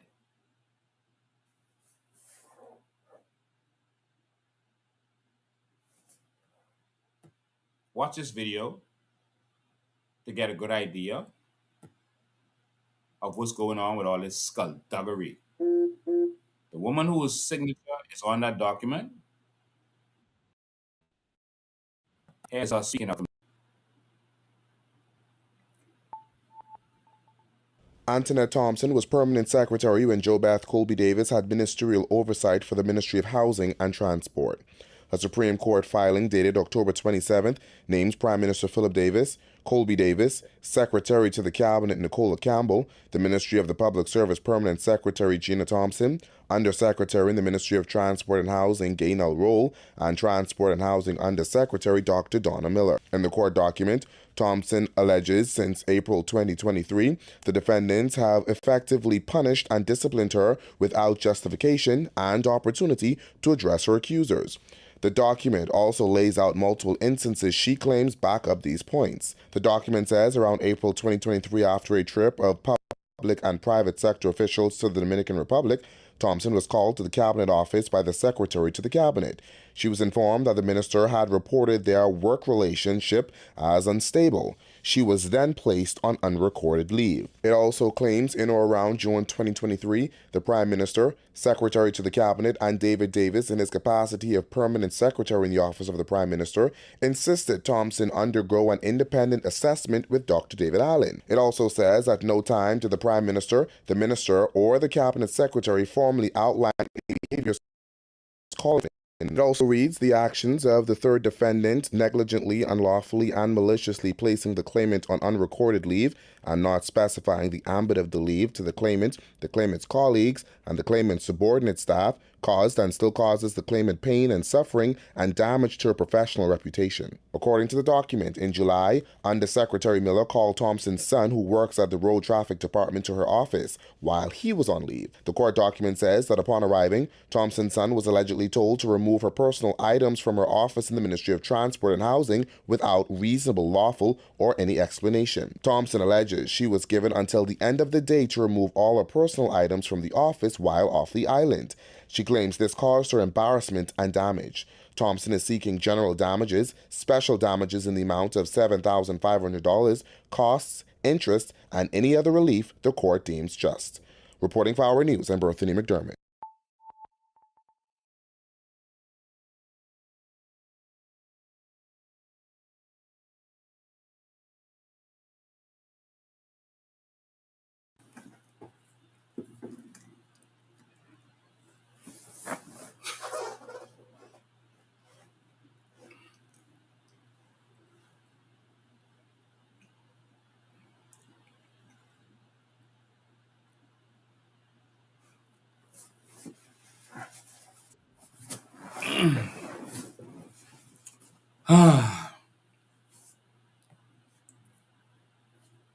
Did y'all see what I just saw?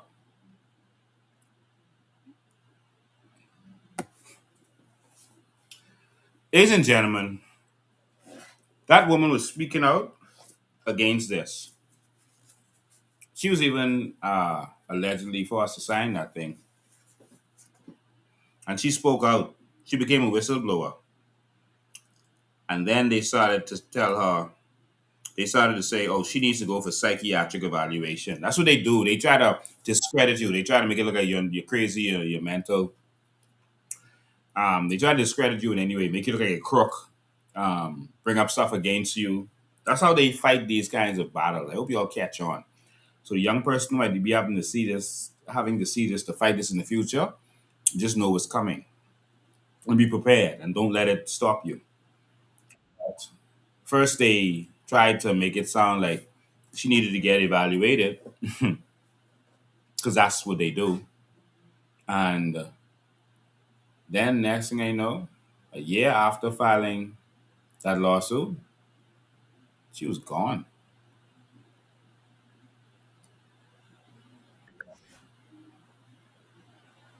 There's some serious business. And so I know a lot of people, they encourage you and they say, man, y'all keep going, y'all keep exposing, y'all keep doing whatever. We understand that there's ramifications and we don't care. We don't fear. We do this because it's the right thing to do.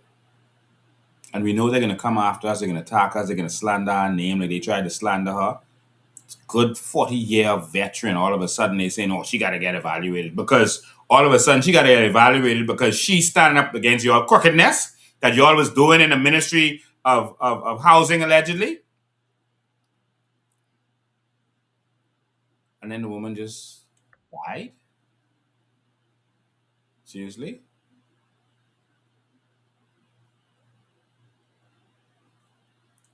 That's how serious this is, y'all. Y'all could decide to let your country continue to go down to the dogs, or y'all could make a decision to do something. All right? Now, you get what you vote for, eh? And there's so much more um, about this loan situation. I just want to put some things in perspective for y'all so that y'all could understand this. All right? I know there's a lot that I unpacked today, but I had to do this. I had to explain how this works for the Bahamian people because a lot of people don't understand what's going on. And whenever you stand up, buddy, they come after you. So we have some more documents, but I'll just explain it so I don't have to just be taking so long to go through all of them. All right. So the first thing is the instrument was a promissory note. The document date was the 28th, 22nd. Remember, it was right after that, 2023, they was trying to get rid of her. All right. It was recorded on the 8th of August, but in June 2022, it was when it was done. It was for $20 million. No kind of collateral. I can show you why we think in a minute. No kind of collateral. Who giving you $20 million no collateral on a promissory note? No kind of financial instrument to hold on to, no kind of mortgage document, no debenture, just a promissory note from these people. And we go into who they are now, because I know you're all trying to figure out who is this education company. No, let's go into that first. Let's go into who this education company is. I'll just read it to you so we could do it quickly. We need to know who in the world, why is a scholarship fund giving us money to build housing? Isn't that a good question? Don't y'all want to know that? Why the scholarship fund giving us money? Who is this scholarship from? Where they come from? Where they going? Scholarship from fund from Jamaica?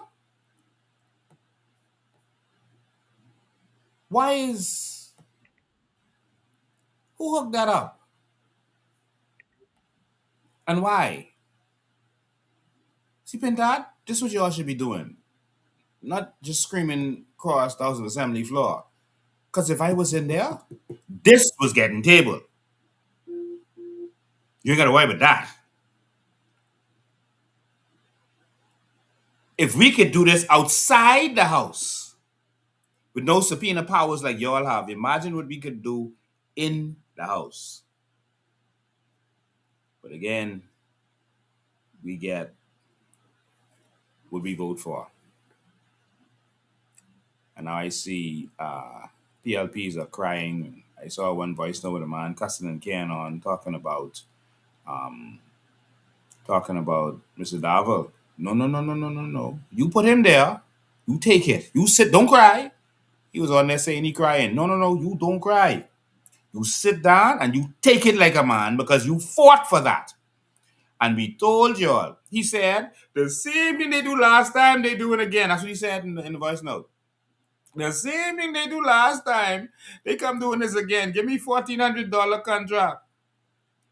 Remember I told you they was fighting over $1,400 contract, $1,500 contract. That's what they marching on everyone for, lying on people, cussing people out for the party.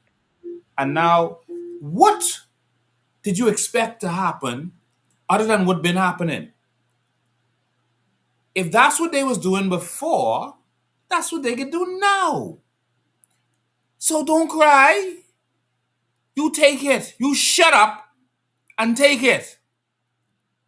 Don't come looking for sympathy about Dr. Darvel. You, Dr. Darvel, you deal with him. You finish deal with him.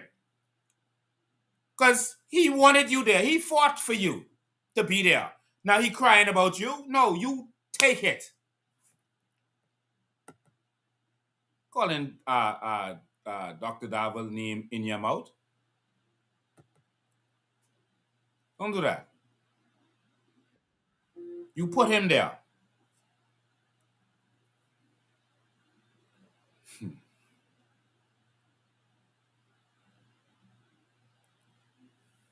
Two fellas trying to date a girl.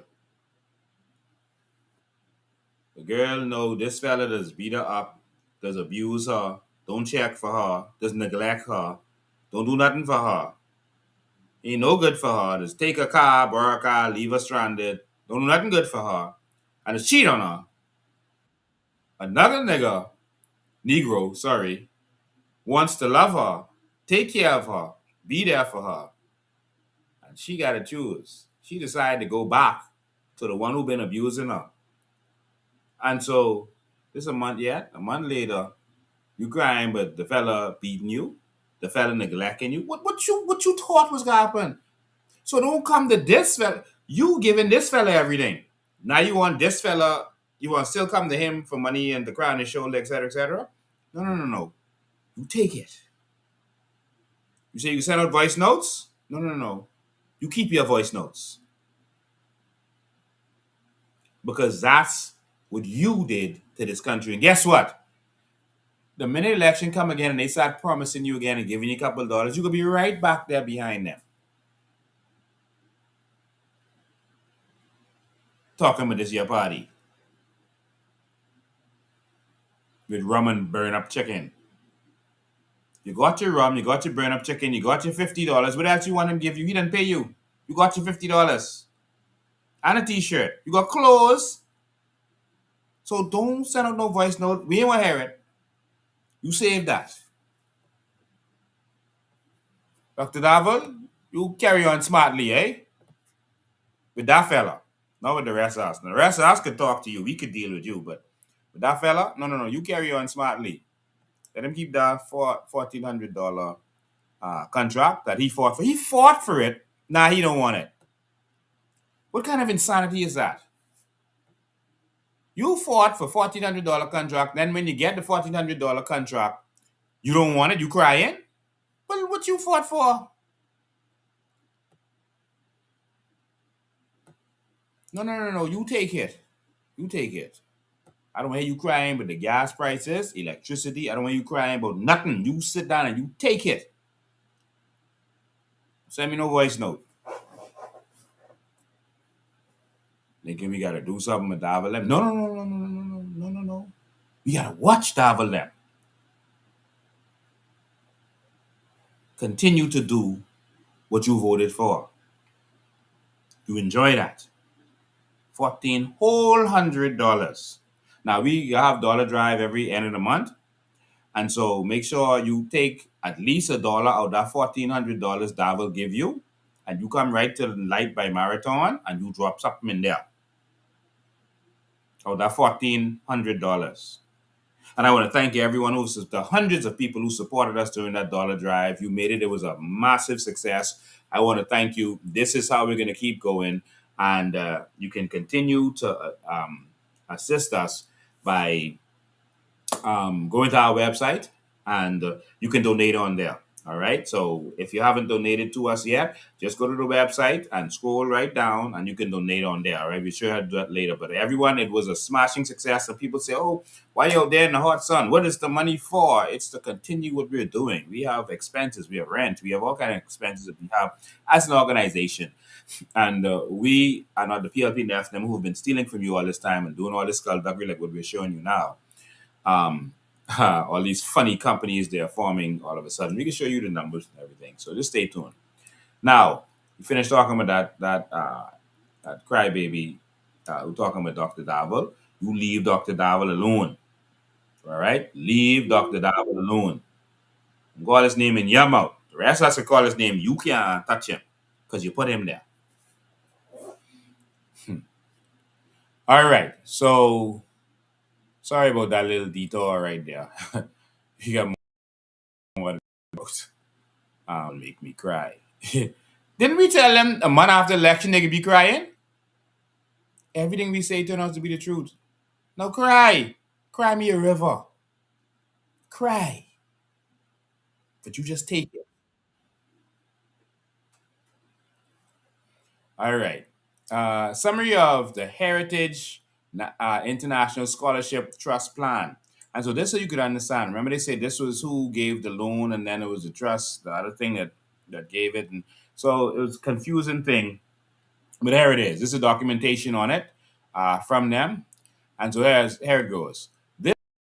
This summary highlights important information about the Heritage International Scholarship Trust Plan offered by the Heritage International Scholarship Foundation, Trust Foundation.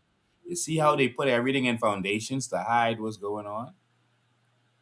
However, we encourage you to read the entire prospectus.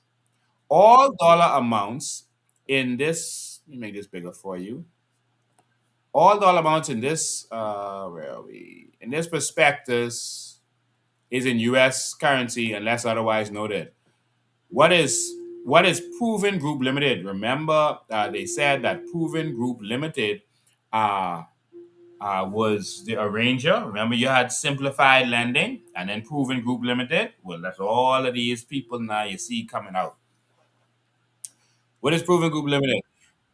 Proven is the ultimate beneficial owner and owns 100% of the issued and outstanding shares of Heritage Education Funds International Inc. Heritage International, the administrator and distributor, and by extension, the membership interest in Heritage International Scholarship Fund Trust. So it's proven. They said proven and simplified arranged the loan. That's what they said in the document. Arranged it. It said it on the promissory note. But this is saying that Proven owns this heritage fund. You'll see how confusing this is. Proven is a income and growth strategy investment holding company incorporated under the laws of St. Lucia and is listed on the Jamaica Stock Exchange. Why we had to go to Jamaica and St. Lucia, etc., to get $20 million, little dollars? That ain't no billions. Heritage International is and continues to be the administrator and distributor of the Heritage International Scholarship Trust Plan, Heritage Plan, sponsored by the foundation.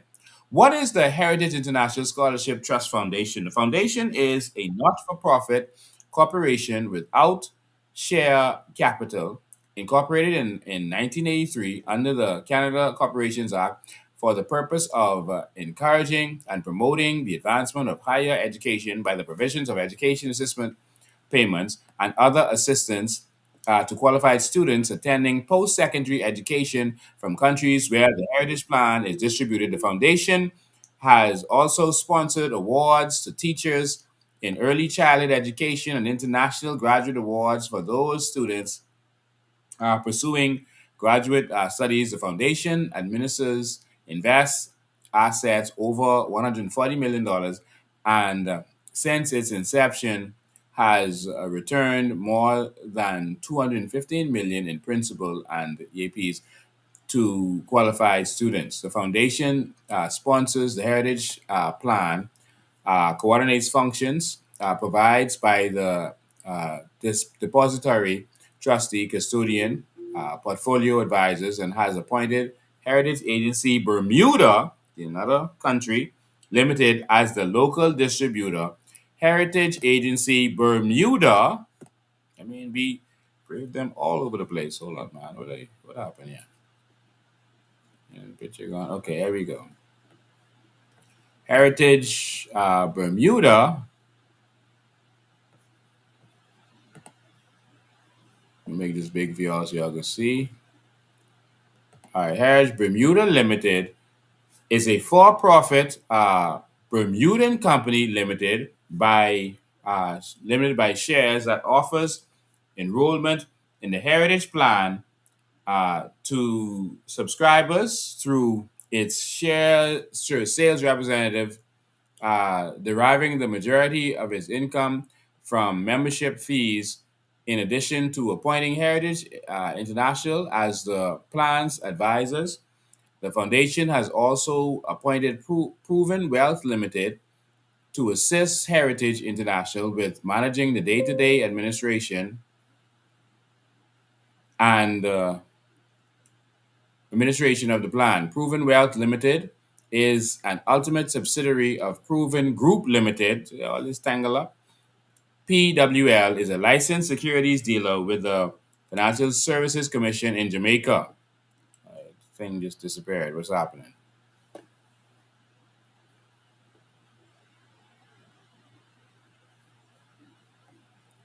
Okay, it's back.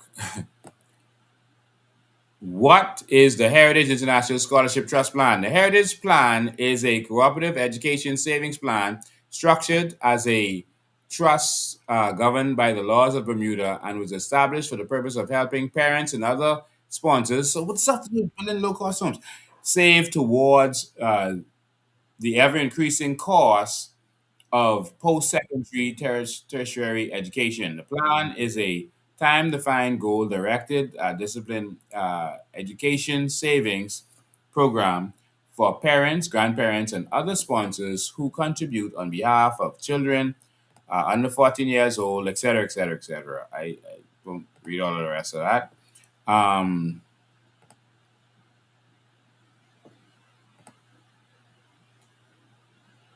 all right.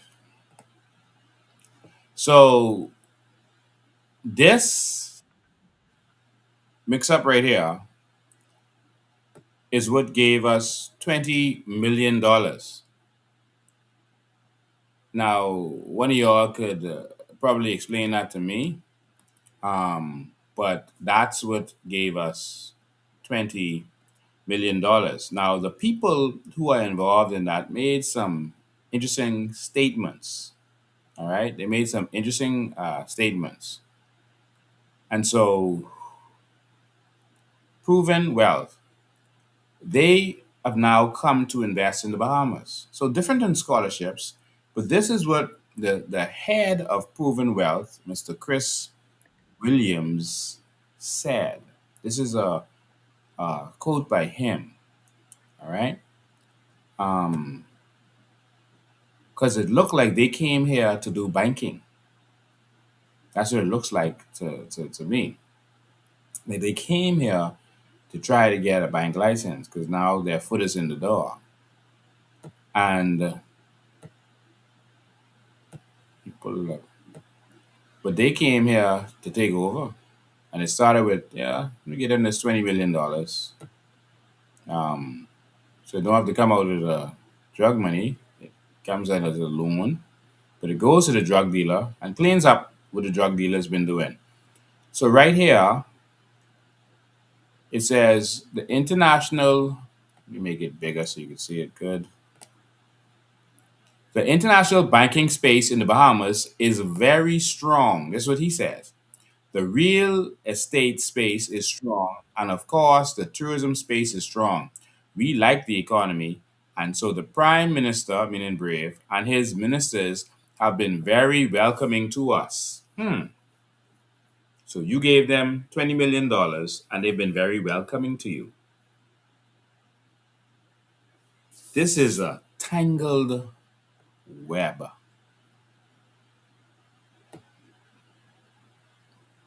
And so let me finally break this down as much as possible for you. And let me open up the phone lines. I mean, this is a seriously tangled web.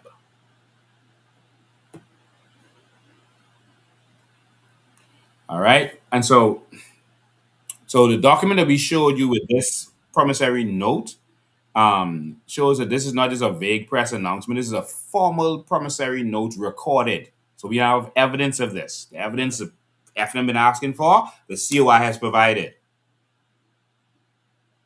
All right. It confirms the borrower was Carmichael Village Project Development Company Limited, not simply the Ministry of Housing and in its ordinary department capacity, as it should happen. They formed another company separate from the ministry, not to do this for no reason other than some fishy business. It confirms the lender name to the lender name to search was not only simplified lending or proven. The recording lender is Heritage. All right, this fund and trust plan. It confirms the promissory note is tied to a separate credit agreement dated June 28, 2022. It confirms that the signer of that promissory note started speaking against it. And they started to try to make it seem like there was something wrong with her. And later, she was gone. It confirms Simplified Lending Limited and Proven Wealth Limited are named in the note as arrangers, not necessarily the lender of record. It raises the obvious question, why was a special purpose company used to borrow for a public housing project on Bahamian land? See, pin that them like ask questions. I'm giving them the questions to go in the House of Assembly and ask. So the structure right now is how it appears to be. All right. The Renaissance at Carmichael, Carmichael Village House of Development, Carmichael Village Project Development Company Limited is the borrower, and the lender on record is as heritage, as we said before. All right. And the arrangers, we said what the arrangers are. All right. The contractor is Complete Construction Investment and Development Company Limited, um, um, identified by, of course, Keith Bell identified that in the media. The contractor ownership link, Complete Construction, is almost entirely owned by Top Notch Builders Limited, based on company records previously reviewed and previously exposed to you all. And this is supposed to be a PPP with Complete, etc. But now we see that there was some other skullduggery going on, which means that this is not a PPP. All right? It's complicated. So in March 18th, 2022, Carmichael Visitor Development Company was incorporated. So literally just before they signed this. In May 16th, 2022, the government announces and signs public housing financial arrangements for Renaissance at Carmichael. And in June 28th, the $2 million promissory note. And so all this was the same time. So they gave what looks like a no bid contract and agreement to a new company with no track record. What was Complete? A new company was just formed, meaning Complete, and you just gave them a contract to the drug dealer.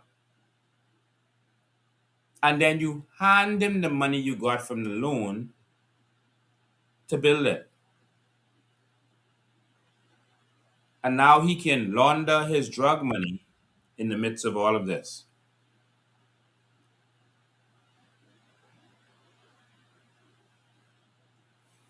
So let me show you what's interesting. On August 8, 2022, the promissory note was lodged, recorded with the Register General Department. Y'all focus?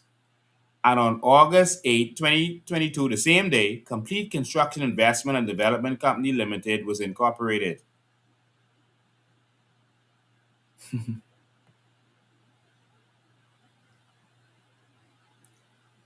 On the same day. On the same day of the promissory note, Complete Construction was incorporated. The Carmichael Village Company foolishness was formed right before that. They did that to hide everything. But Complete wasn't even a company before the day before this promissory note was done. But it's a PPP with them. So public debt reporting shows money going to Carmichael Village Project Development Company, initially around 10 million and later around 20 million. Interesting. So the money went into that fake shell company. Further reporting highlights Complete Construction's ownership of course, Top Notch, and questions about due diligence, money laundering, etc. Here's the red flags. Y'all stay with me. Here's the red flags. It's questions for Pintard them because they like to ask questions. Let me help Pintard them ask their questions. Why did the government create or use Carmichael Village Project Development Company Limited as the borrower, instead of handling the loan transparently to the ministry, the Department of Housing, or a clearly disclosed public corporation? Pintard, you writing? Who approved the creation and the use of this special purpose vehicle, meaning that shell company foolishness, and was cabinet approval obtained? Next, who sat on the board of the special purpose vehicle at the time of the loan? Good question. And who had signing authority? Remember, the lady who signed it came out and exposed it. And they basically went after her. Why did the public hear about simplified lending and proven wealth while the recorded lender appears as Heritage International? You'll notice y'all never heard about Heritage until today. And let's see which news is going to pick that up. They always talk about simplified lending and proven wealth, but their document says they did not lend the money. Next, where is the full credit agreement dated June 28th? Because that promissory note can't be it. I mean, it is it, but you lend $20 million on a promissory note? Next, what were the interest rate payment terms? Default provisions, the fees, any of the details. Was the loan secured by land? We know it wasn't, unless they could bring us something to tell us different. Was the construction contract publicly tendered, and where is the procurement record? So Pinta them could ask, and they could actually use the PAC to mash this down. How much of the 20 million financing was paid to complete construction, top-notch builders, affiliate contractors, and related parties? So how much of that $20 million went to the drug dealer, who could withdraw it at any time with one signature? What due diligence was done on complete construction? The company that was informed when all of this started. You get it? Top-notch builders. What due diligence was done on them, and the beneficial owners before public housing money flowed through the project? Why did the same legal network appear around the government, special purpose vehicle, and the contractor side entities according to the company?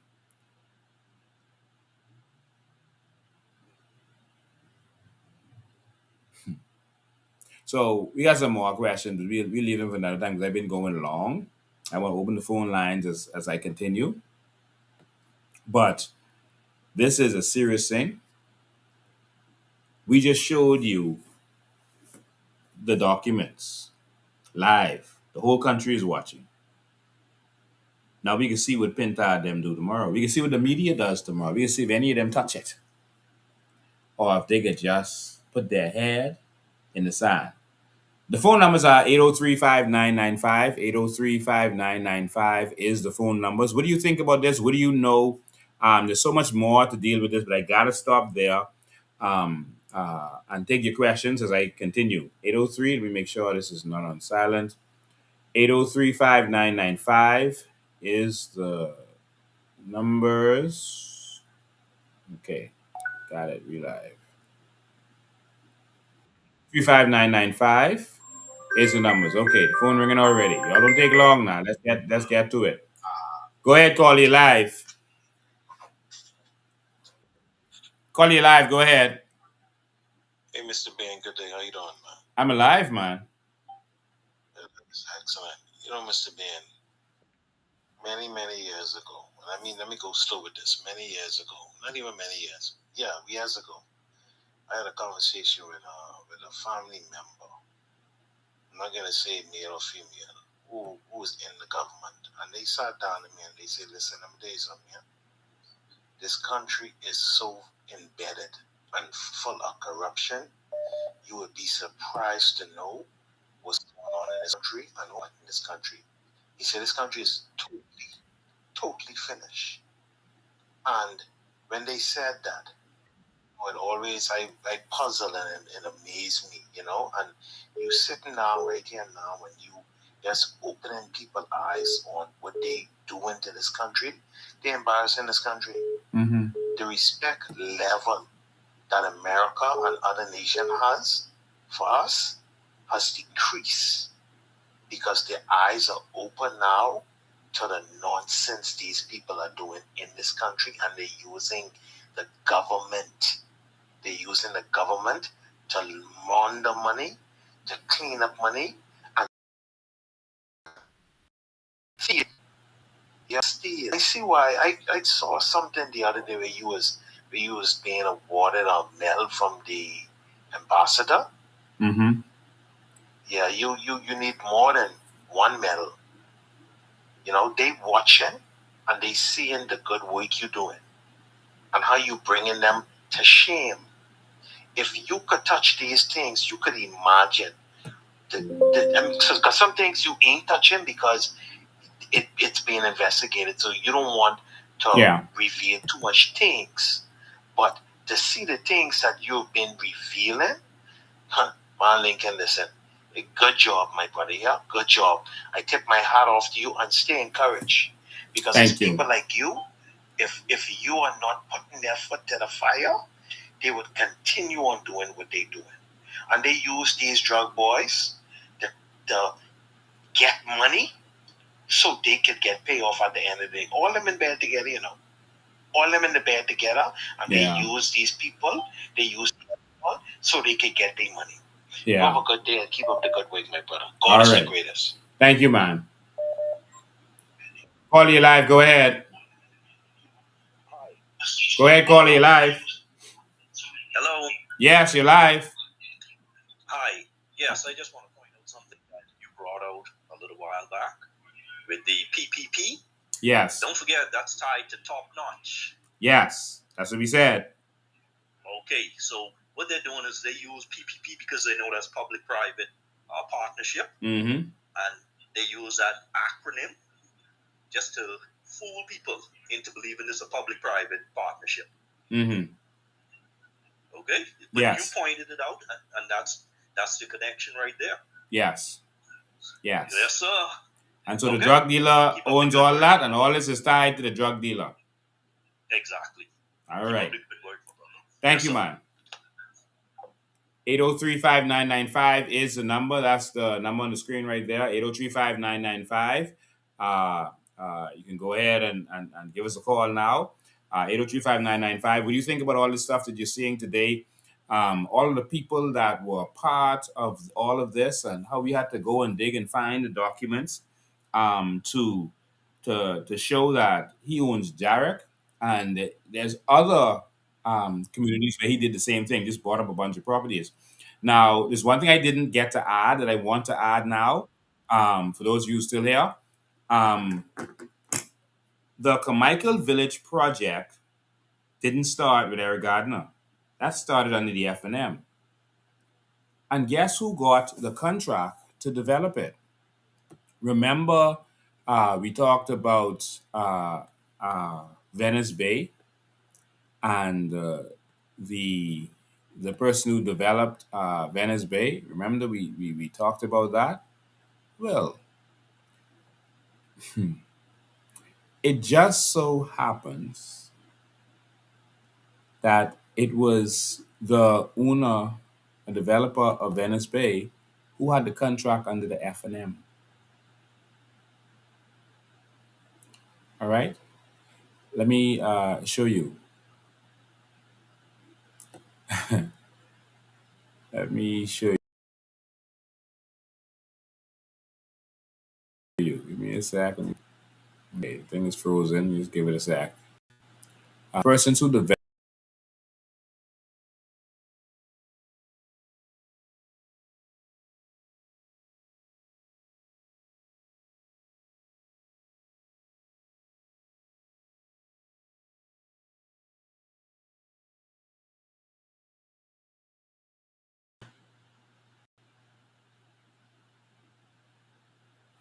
Okay, back up. All right, so we totally blacked out just now, so sorry about that. So I'm going to show you. Okay, hold on. Get that off there.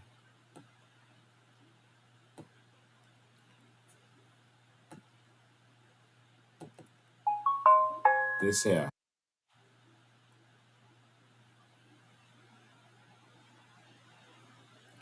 Look at this. This is under the F&M. Minister of Environment and Housing, the Honorable Romuald Ferreira, is pictured with stakeholders on November 4th, 2020, during a contract signing with Camilla Builders Limited for the installation of the works, etc. Carmichael Village Subdivision. Pictures is seated permanent secretary David Case, William Ferreira, etc., etc. I'm director of Camilla Builders, and Camilla Builders is the developers of uh, um, Venice Bay, and Dr. Roosevelt Wims, all right, is the person who did that. And so you can see that this company was first is tied to the same fella from Venice Bay. That's 2020. And then in 2022, Complete was brought on. And you see how this is a whole incestuous kind of thing. And Eric Gardiner had all kind of properties that he bought up in Venice Bay. He practically funded Venice Bay. All right. And so the F&M empowered Eric Gardiner. And there's a Venice Bay connection. And he got all kind of properties there. And we're looking for the government to go and get all those properties. All. Every single one. Some good, decent Bahamians could get those properties. Auction them off. Or give them away. Because they have to go to the crown. It proceeds a crime. Now, if you see Pintard standing up and taking this to court, I ain't talking about talking. We ain't talking about standing up doing an interview with the media. Kind of this nonsense. If you see him take it to court and do a judicial review, then they serious. If not, it's because they involved too. So now it's up to you to answer the question for yourselves. The government bad, but the opposition is their partners. They asking questions just to make you all feel like they doing something. There's more that can be done. And we're expecting them to do so. We are doing what we can do using our powers, which is our awesome ability as a team to investigate. We are putting everything out there. And we putting it out there, we show them who politician number one is. They still talking stupidness, asking the government who politician number one is. Because they want to ignore it, because they in this together. If you see Pinta them still asking who politician number one is, it's because they joking. We've already spoken to the drug dealer who took the drug dealer to the house, who said that Kingsley is the person they went to meet. We spoke to Kingsley, and Kingsley said, yes, he did meet with the drug dealer. It's him. Why are you still acting who's politician number one? You're clowning while our country is falling apart. 803-599 is the number. Call in. Call in. How long we been going? Okay, we got a few more minutes. Call in 803-5995. I didn't get my peas and rice today. In fact, I ain't even eat yet. But I can't get peas and rice where it is, but I can get something close.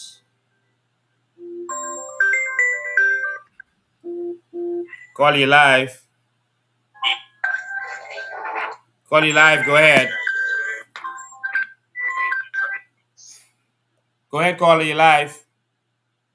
Hey, Mr. Ben. Hi. Me up with all the education you are educating the Bahamians with every Sunday, and they are refusing to hear the word, and they call you all manners of names. You're trying to do this. You're trying to do that. When are Bahamians going to wake up? Do we have Fred and call us a non-burger. We are as counts. When we wake up? Is this what we want for our country? Corruption? Or we waiting on the U.S. to come and close us down. And just tell us we can't go there no more. Y'all have to go somewhere else. Is that what we're waiting on?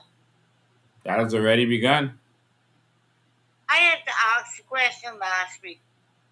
What is the Bahamian politicians, the females in the House of Assembly, doing to benefit the ladies, the women of our country today? What are they doing?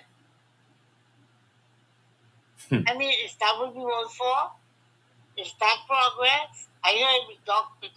Darwood, or are we going to wait on many more to come out and say the same thing that they said about Dr. Darwood? That's what you vote for, so cry now. But, we need to get it together. Yeah. The Prime Minister of this country needs to be a man, come forward and speak to the people with truth to power and stop playing around. Don't let it be that something has to happen before you'll move.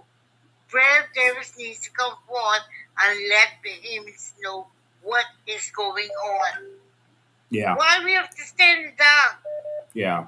I mean, everywhere you go, people around the world look at us as fools. We don't. Yeah, people calling us dumb and stupid every day. Is that what we want? Break up Bahamians. Let's break up and bring on the tribe to get our nation to where it used to be. If we can't get it back where Finland was, let's try to get it as close to where Finland was. Yeah. Thank you, man. We need to wake up. Thank you for your call. All right. Call you live. Go ahead. Hey, good afternoon, Mr. Van. DBD Johnny here. Good afternoon, Bahamas. All is well? Yeah, man. I see we're saying about politician number one, and I hear you saying that one of the individuals is politician number one, but I didn't remember you bringing no proof or no evidence to show that you talked to this one and the next one to say that it is factual. I did. You did? Yes. Because I didn't remember that, because I still asking who's politician number one. No, man, you got to keep up. You got to keep up, man. You got to keep up. So what was the evidence and facts to that? What was the proof to that? Or something that the politician confessed to you or something? Yes. The drug dealer who was named as the person who brought politician number one to the House of Assembly. Sorry, not brought him. Brought the drug dealers to the House of Assembly to meet with politician number one. He reached out. He reached out to me. He's called Rivy Roll, or Devon Roll. He reached out to me and he confessed to me that he did do that and that it was Kingsley Smith, and he did take the drug dealers to Kingsley Smith. And I played a recording of him talking about it. You played a brief something. But yeah, that's because it's an investigation. Only so far I'm willing to go. All right, and so I played it to show him talking about it, but I didn't play the whole conversation, which was a long. I think I said it was a 14-minute or almost 14-minute conversation of that. All right. No. The conversation with Kingsley was 14 minutes. With the other fella, it was longer than that. But I played that, and again, you don't see him suing.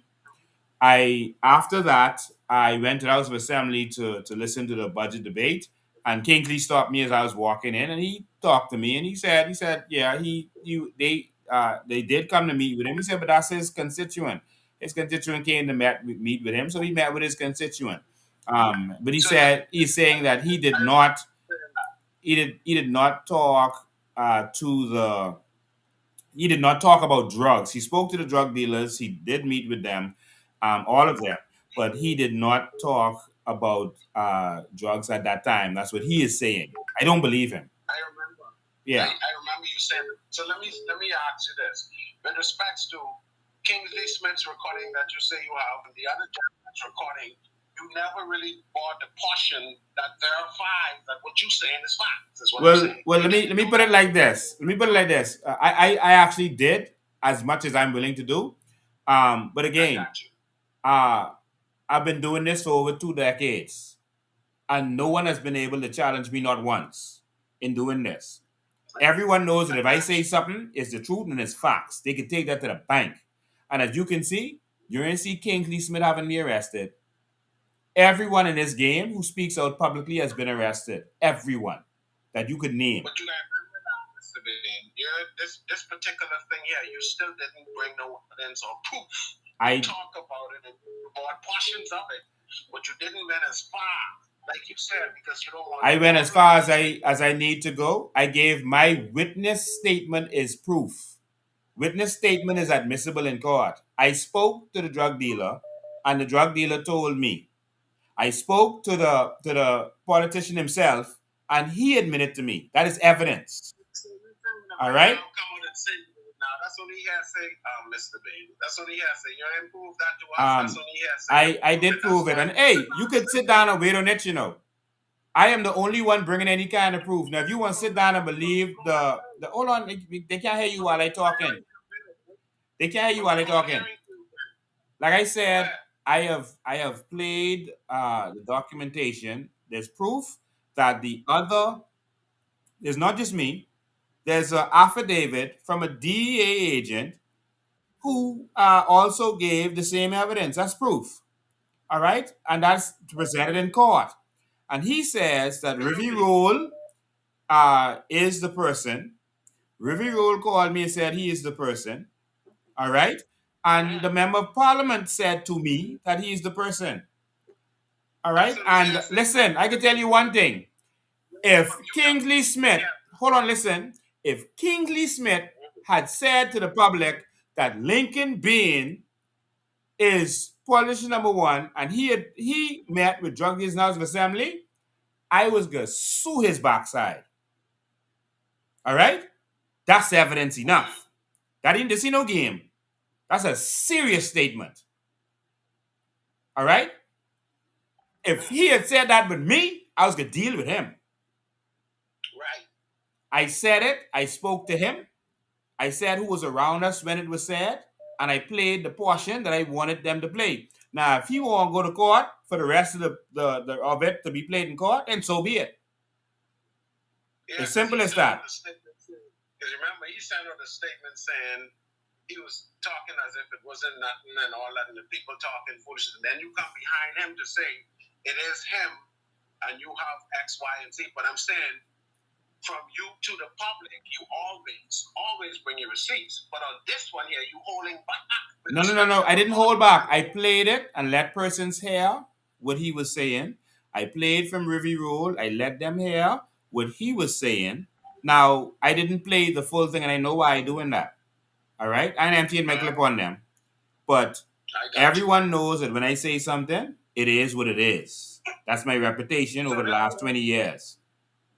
So this situation now, with this public-private situation now, at the end of the day, I think you were saying that the government, we should go and get the people this and that, but the government ain't going to go take that from no drug dealer. Them now, you know better than that. Something I always was trying to figure out who really run this country. You understand? Because as a citizen, I was trying to get help to save my shop on Bay Street. These politicians, never help me get no shop on Bay Street. They don't know how I get it through some other people on Bay Street who really know behaviors. You understand? And so I tried to get help because we was locked down because of Hurricane Dorian and the pandemic. Well, the pandemic, really. You understand? Yeah. Right? And the Chinese still wanted their money from me, which is $11,000, including camp charge. Rent from the Hilton and the Point right across from McDonald's. You understand? The damn Joker Beach today. That was mine. Saltwater t-shirt and souvenirs. I bust through the wall and make that one shop. Right? And so when I find that these people never help me, even though Chester tell me that the Chinese is very friend and things like that in First Baptist Church in Freeport, before the PLP became government, the new day government, Chester tell me that Chinese is very friend and they can help me save that shop. They never help me. So it always had me to the point like, who really run this country? Because these people ain't waking us a day trying to help us. Yeah. So after all of this stuff started to come out and understand what's going on and things that I see what's going on, but these people that we on fool with these cocaine dealers and things like that. They know these cocaine dealers, this stone cold thing. They can't fool with these people like that. These people run the country, they own the government. Yeah. All right, gotta run, man. All right. Thanks for your call. I appreciate you. All right, 803-5995 is the number. 803-5995 is the number.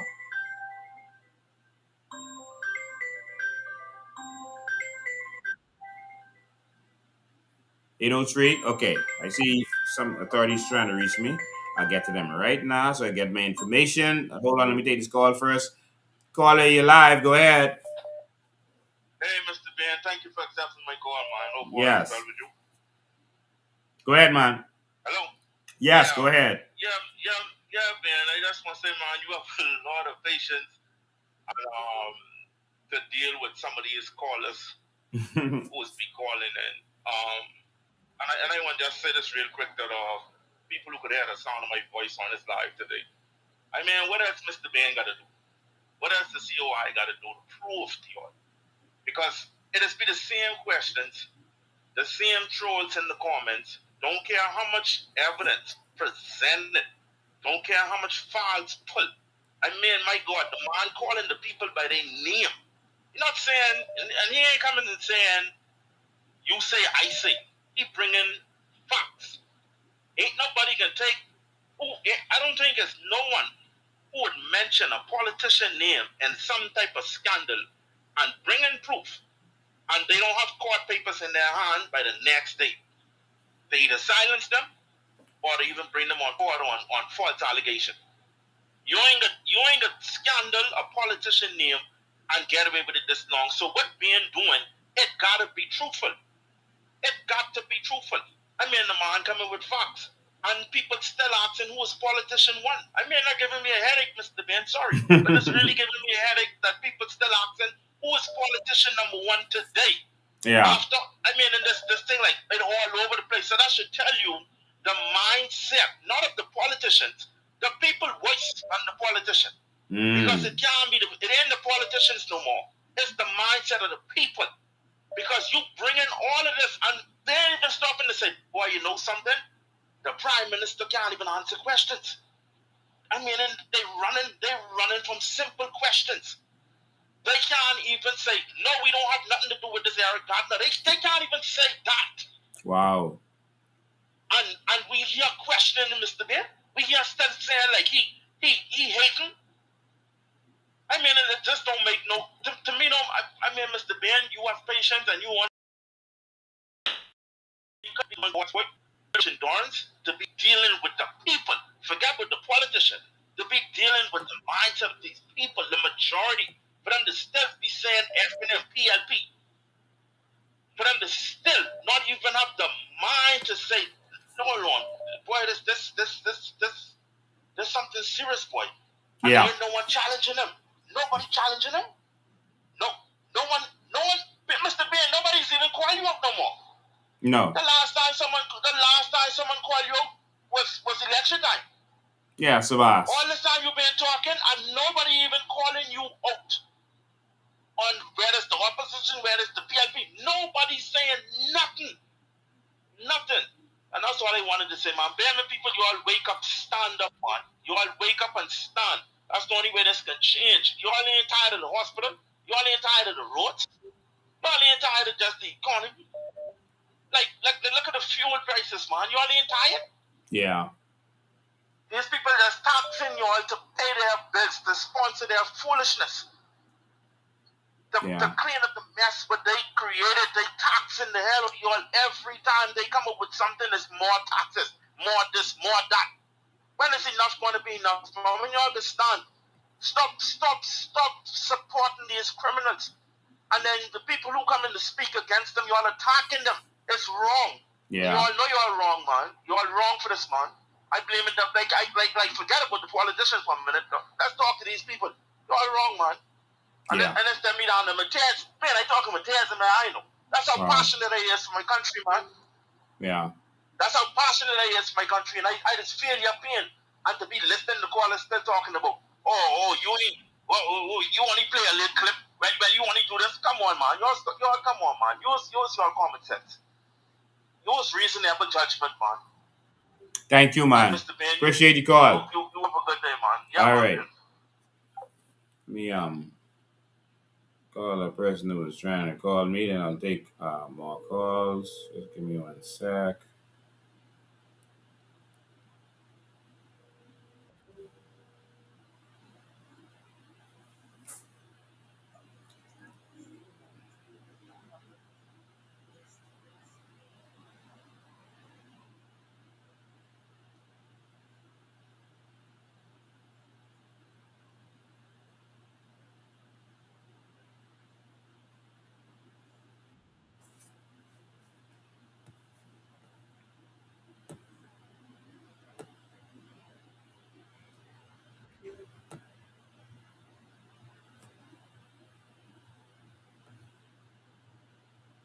Mm-hmm. Mm-hmm. Yeah.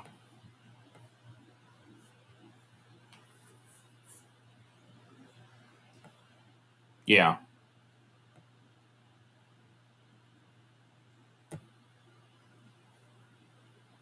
Yeah.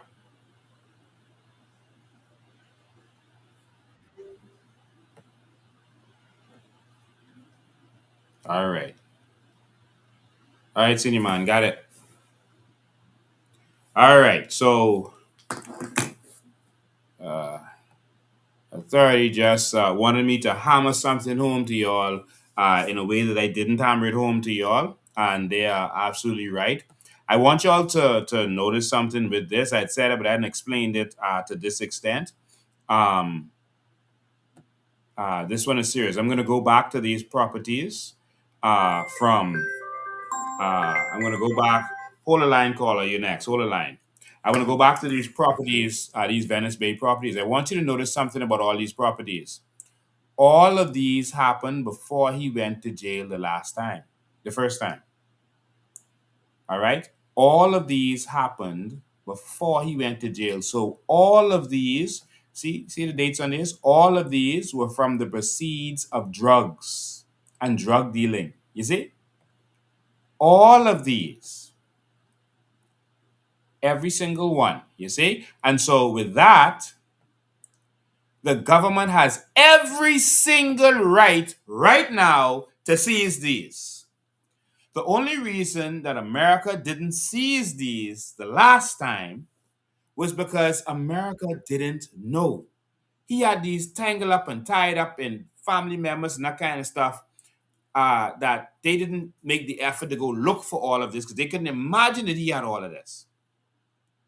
But our government right now today has a duty to seize every single one of these properties in Venice Bay and other properties around the country. But they talking when they do an investigation, but how come they ain't coming up with this? And so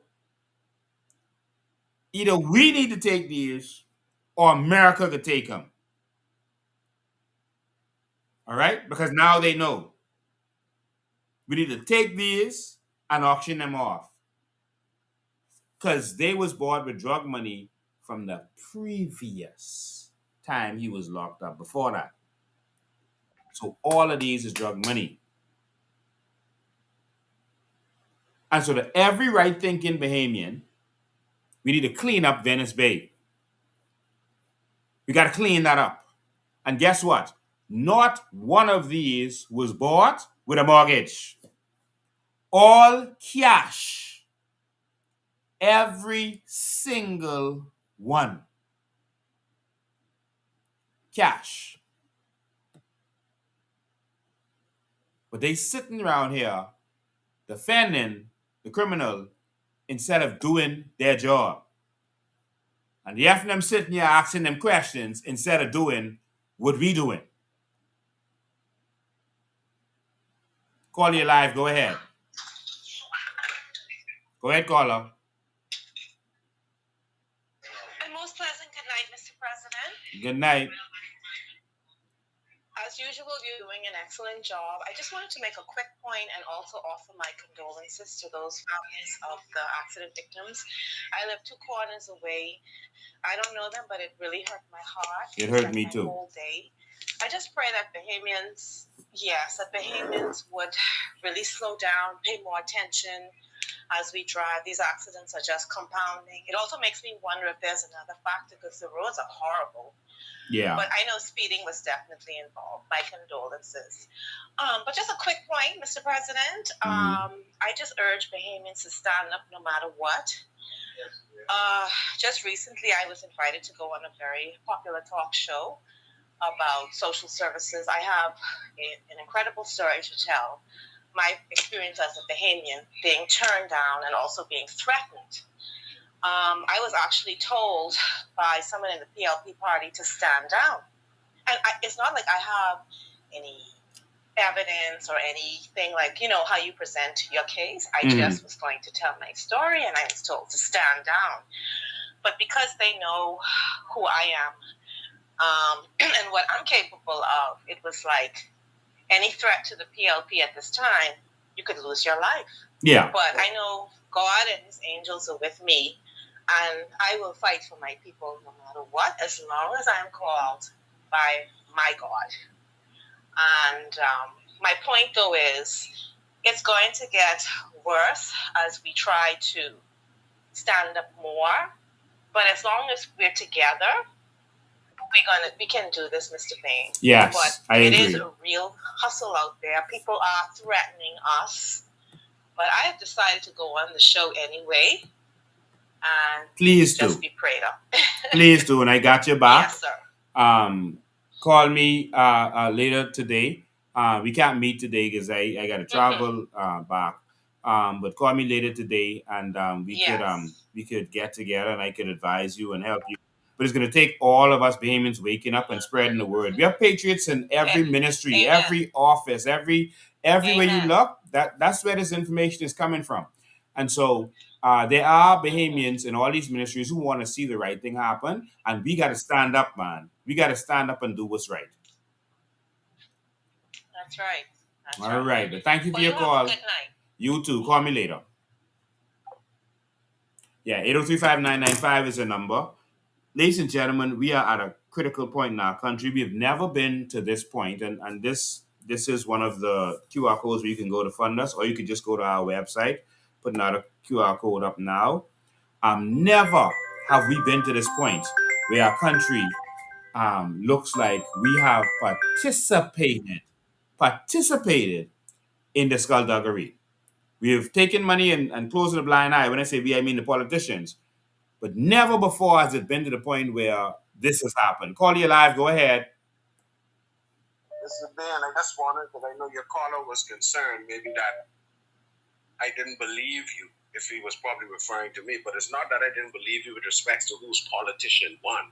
I just know that you's a man who comes with receipts. You understand? And so if you give me half of the voice notes, and you ain't give me the whole thing, and you have your reasons why, then I could say, well, okay, there's more to the voice notes where I could conclude, you understand what you said is factual or not. But I just wanted to put that in there.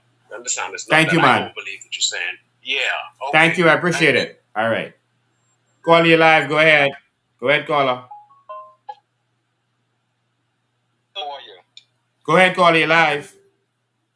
Yes, good evening, Mr. Bain. Good evening. I'm a Bahamian American living in the tri-state area. Awesome. I just had to call in this evening because the amount of information that you are putting to the Bahamian people, I just don't understand why Bahamians are still so lax and asleep in the country that I was born and raised in and love so much. I would come back home today and work, but I've been turned out so many times. And the way the country is going right now, the last time I was home for the election, I didn't vote, but I was home for the election, and I really felt like throwing my passport, my Bahamian passport, in the trash in LPIA Departure Lounge, because Bahamians are, I just don't understand what is going on, why Bahamians are, supporting this PLP party that is robbing us left, right, and center. It's unconscionable. Yeah. The things that they're doing to the Bahamian people. Yeah. Yeah. Your single moms in the inner city struggle with kids, and they're eating off the fat of the land. Yeah. I mean, it's I get so upset about it, and I love the country, but I really can't see myself ever come back to the Bahamas again. This is just ridiculous, ridiculous. Yeah. That's all I want to say. And you just Yeah. keep the fight going. A lot of Bahamians here in America, we listen every evening, and we are just upset what's going on back home. But Bahamians need to wake up. Awesome, and support the movement. If you know Bahamians over there or persons willing to support us, the link is on the screen now with GoFundMe. They can support us, and they can do it anonymously. Don't have to put their name there. Support the movement because it takes a lot to keep this going. All right. Yes, Thank you. We will support you. Thank you, my brother. Appreciate you. 803-5995. 803-5995 is the number. And you can support the movement. Please support the movement. And that's how we're going to keep this going. All right. Some of even the documents that we get, we have to pay for them. When we get them from a registry or from whether that's in the Bahamas or Turks and Caicos or wherever, we have to pay for them. So everything we do has a cost. We have to maintain what we're doing. We have to maintain the headquarters and all this kind of stuff. Pay persons to work in there. And so support the movement. If you believe that this is a good thing, then you have to support it. When I like something, a business or whatever, I support it because I want to see them stay open. So I support them to make sure they stay open. That's what I do.